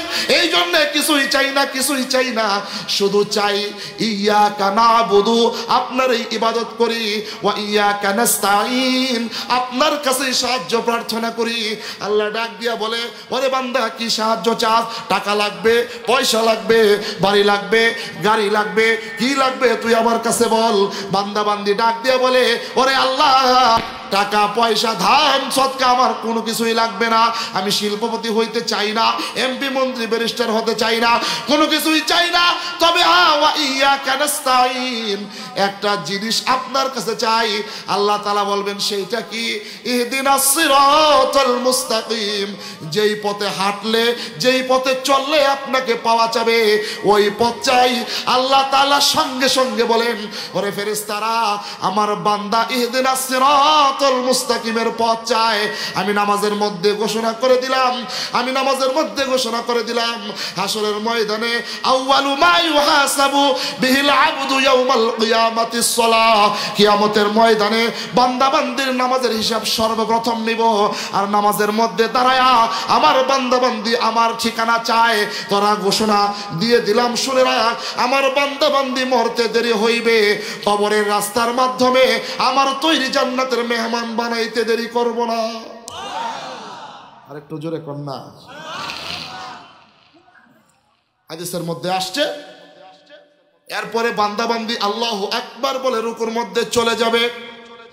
রুকুর মধ্যে চলে যাওয়ার পরে বান্দা বান্দি আল্লাহ তাআলার পবিত্রতা ঘোষণা করতে থাকবে, পবিত্রতা ঘোষণা করতে থাকবে,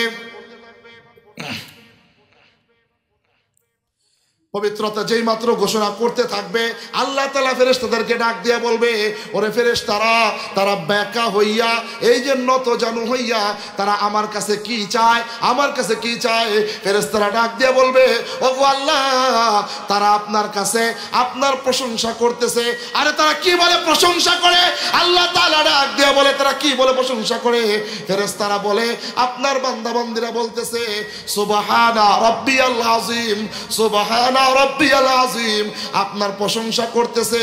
যেই মাত্র এই কথা বলবে আল্লাহ তাআলা ডাক দিয়ে বলবেন, ওরে বান্দা বান্দি আর প্রশংসা করতে হবে না, মাথা এখন উঠা, সামি আল্লাহু লিমান হামিদা বলে বান্দা বান্দি যখন মাথা উঠাইবে, আবার আল্লাহু আকবার বলে বান্দা বান্দি যখন তার অঙ্গ প্রত্যঙ্গের সর্বশ্রেষ্ঠ অঙ্গ মাথাটা যখন মালিকের কুদরতি পায়ের মধ্যে বিছায়া দিবে, ও দোস্ত বুখারীর বর্ণনার মধ্যে আসছে, আমার আপনার মালিক এত খুশি হয়, এত খুশি হয়, মালিকের কুদরতি ডান হাতটা সেজদাকারী বান্দা বান্দির পিঠের মধ্যে বুলায়া দিতে থাকে। ও বান্দা উঠা, মাথা উঠা, আর আর মাথা নত করে আমার প্রশংসা করতে হবে না, মাথা উঠা বান্দা, মাথা উঠা। হাদিসের মধ্যে আসছে সুবহানা রাব্বিয়াল আলা, সুবহানা রাব্বিয়াল আলা।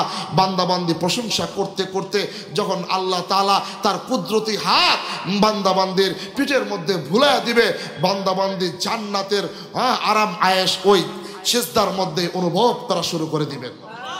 দোস্ত আমার, যেই মাত্র সিজদার মধ্যে থেকে মাথা উঠাইবে, 1 রাকাত 2 রাকাত 3 রাকাত পড়া শেষ করবে, এরপরে যখন 4 রাকাতে বসবে, বৈশাই বান্দাবান্দি যখন শুরু করবে, আত্তাহিয়াতু লিল্লাহ ওয়াসসালাওয়াতু ওয়াত-তাইয়্যিবাত, যেই মাত্র আবার মালিকের প্রশংসা করা শুরু করবে, মালিক তারপরে বলেছেন আস-সালাতু মিরাজুল মুমিনিন। ওগো নবী, আপনি 7 আসমান ভেদ করে আমার সামনে মেরাজ করেছেন, আর আপনার উম্মতকে আমি 5 ওয়াক্ত নামাজ দিলাম। এই 5 ওয়াক্ত নামাজ যদি আপনার গুনাহগার উম্মতেরা দুনিয়ার জমিনে আদায় করে, আপনাকে জমিনে আমি আনছি, আর আপনার গুনাহগার উম্মতেরা যদি জমিনে 5 ওয়াক্ত নামাজ আদায় করে, আমি আল্লাহ আরশ থেকে জমিনে চলে আসবো। সামনে বৈশা বান্দাকে ডাক দিয়ে বলবে, বান্দা এতক্ষণ পর্যন্ত সুবহান রাব্বিয়াল আলা বলছো, সুবহান রাব্বিয়াল আযীম বলছো, তারপরেও আবার বলতেছো আত্তাহিয়াতু লিল্লাহ, আত্তাহিয়াতু লিল্লাহ। আমি খুশি হয়ে গেছি বান্দা, খুশি হয়ে গেছি বান্দা, কি চাস বল বান্দা, কি চাস? তখন বান্দা আত্তাহিয়াতু শেষ করে তারপরে যখন শুরু করবে আল্লাহুম্মা সাল্লি আলা মুহাম্মদ ওয়া আলা আলি মুহাম্মদ। ওরে দোস্ত, আমার আল্লাহ, আমার আল্লাহ, আপনার আল্লাহ, আমার মালিক, আপনার মালিক এত খুশি হন, এত খুশি হন, এত খুশি হন, বান্দা বান্দিকে ডাক দিয়ে বলে, ও আমার বান্দা বান্দি, আরে তুই কার প্রশংসা করতেছ? আরে যাকে উপলক্ষ করে জান্নাত জাহান্নাম বানাইলাম, আরশ কুরসি বানাইলাম, লৌহ কলম বানাইলাম, মানুষ দানুষ দানব সব সৃষ্টি করলাম, আরে যারা না বানাইলে এই দুনিয়ার কোনো কিছুই বানাইলাম না। আরে সমস্ত নবীরা আমার প্রেম পাওয়ার জন্যে, আমাকে পাওয়ার জন্যে খলিলুল্লাহ উপাধি হয়েছে, সদিকুল্লাহ উপাধি হয়েছে, খলিলুল্লাহ কালিমুল্লাহ হয়েছে, সফিউল্লাহ হয়েছে। আরে আমি যাকে পাওয়ার জন্যে স্বয়ং আমি আল্লাহ হাবিবুল্লাহ হয়েছি, তুমি তার প্রশংসা করেছো। এরপরে বান্দা বান্দি যখন দুরূদ শরীফ শেষ করবে, এরপরে শেষ আল্লাহ তাআলা বলবে, বান্দা আর কি চাস?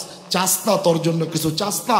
এরপরে দোস্ত হাদিসের কিতাব খুলে দেখেন, এরপরে যখন বান্দা বান্দি সর্বশেষ বলা শুরু করে দেয়, আল্লাহুম্মা ইন্নী যালামতু নাফসি, আল্লাহুম্মা ইন্নী যালামতু নাফসি, আয় আল্লাহ যালামতু নাফসি, নিজের নফস ধ্বংস করে ফেলেছি, জুলমান কাসীরা, এত জুলুম করেছি, এত অন্যায় করেছি, এত অবিচার করেছি।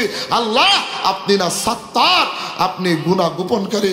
আল্লাহ আপনি যদি দুনিয়াতে গুনাহ প্রকাশ করে দিতেন, আজকে শান্তিখালী মাহফিলে আমাকে সভাপতি বানাইতো না, প্রধান অতিথি বানাইতো না। আপনি যদি আমার গুনাহ প্রকাশ করে দিতেন, আমার দুধের বাচ্চা আমাকে বাবা বলে পরিচয় দিত না। আল্লাহ আপনি যদি আমার গুনাহ প্রকাশ করে দিতেন, আমার স্ত্রী স্বামী বলে পরিচয় দিত না, আমার জনম দুঃখিনী মা বাবা সন্তান বলে পরিচয় দিত না, বন্ধু বন্ধু বলে পরিচয় দিত না। আপনি সাত্তার, আপনি গাফফার, আপনি কত দয়া করে এই দুনিয়াতে আমার গুনাহগুলো গোপন করেছেন। আমি তো নফস বরবাদ করে দিয়েছি, নফস বরবাদ করে দিয়েছি, শয়তানের কুমন্ত্রণায় পড়ে, নফসে আম্মারার ধোঁকায় পড়ে এই জীবনকে ধ্বংস করে দিয়েছি।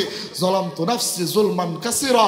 আল্লাহ কয়, বান্দা বুঝছি, বুঝছি, জীবনে অন্যায় যা করছো আমার কাছে আসছস, বুঝছি। বান্দা কি চাস? যালামতু নাফসি যুলমান কাসীরা ওয়ালা ইয়াগফিরুয যুনুবা ইল্লা আনতা, ইল্লা আনতা ফাগফিরলি, ফাগফিরলি মাগফিরাতাম মিন ইনদিকা, ফাগফিরলি মাগফিরাতাম মিন ইনদিকা ওয়ারহামনি, ওয়ারহামনি, ওয়ারহামনি ইন্নাকা আনতাল গফুরুর রহিম। আল্লাহ আপনি আমাকে ক্ষমা করে দেন, আপনি দয়ার সাগর আর আমি গুনার সাগর। আল্লাহ আপনি আমাকে মাফ করে দেন। আল্লাহ তাআলা ফেরেশতাদেরকে ডাক দিয়া বলে, ও আমার ফেরেশতারা, ও আমার ফেরেশতারা, আমার বান্দা বান্দি তার তামাম জিন্দেগীর গুনাহ নিয়া আমার সামনে বৈশা তারা মাফ চায়। ও আমার বান্দা বান্দি, ফেরেশতারা তারা শুনে রাখ, আমার বান্দা বান্দি সালাম ফিরাইতে দেরি হবে, আমি আমার বান্দা বান্দির তামাম জিন্দেগীর গুনাহ খাতাগুলি এক মুহূর্তের মধ্যে মাফ করে দিই।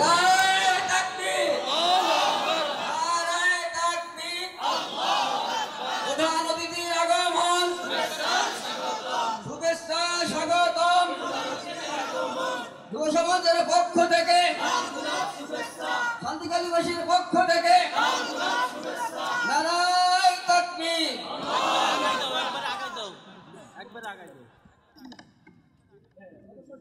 সকলে বলেন আলহামদুলিল্লাহ, আরো জোরে বলেন আলহামদুলিল্লাহ।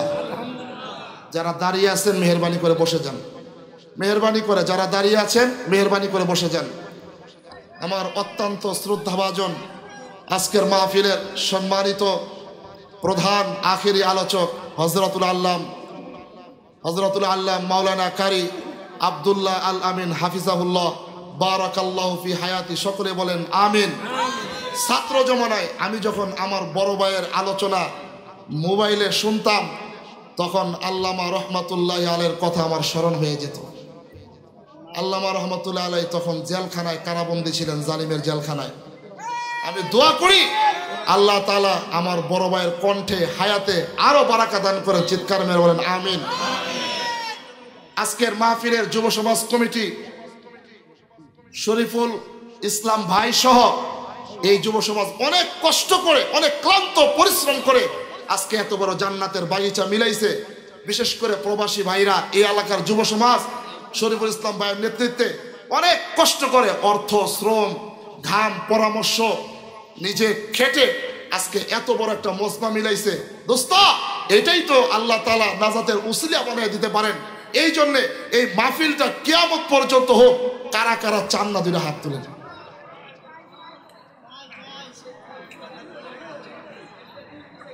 কারা কারা চান দুইটা হাত তুলেন? লিল্লাহে তাকবীর, লিল্লাহে তাকবীর। আমি আমার বড় ভাইয়ের কাছে বলবো, প্রাণ খুলে আজকের মাহফিল কমিটি যুব সমাজদের জন্য এবং যারা অর্থ সম্পদ দিয়ে এই দুনিয়ার এই জান্নাতের বাগিচা বানাইছে, সকলের জন্য প্রাণ খুলে আমার বড় ভাই দোয়া করবে ইনশাআল্লাহ। আর এই মাহফিলটা যেন কিয়ামত পর্যন্ত হয়। মাহফিল হতে যত যা প্রয়োজন আছে আপনার পাশে থাকবেন তো ইনশাআল্লাহ। আল্লাহ তাআলা আমাদের সকলকে এই কোরআনের বিধিবিধান মেনে দুনিয়াতে চলার তৌফিক দান করেন। ওমা আলাইনা ইল্লাল বালাগ। আসসালামু আলাইকুম ওয়া রাহমাতুল্লাহি ওয়া বারাকাতুহু। ঢাকা মাহফিল, সুস্থ সমাজ গড়ার বিপ্লবী চেতনায়।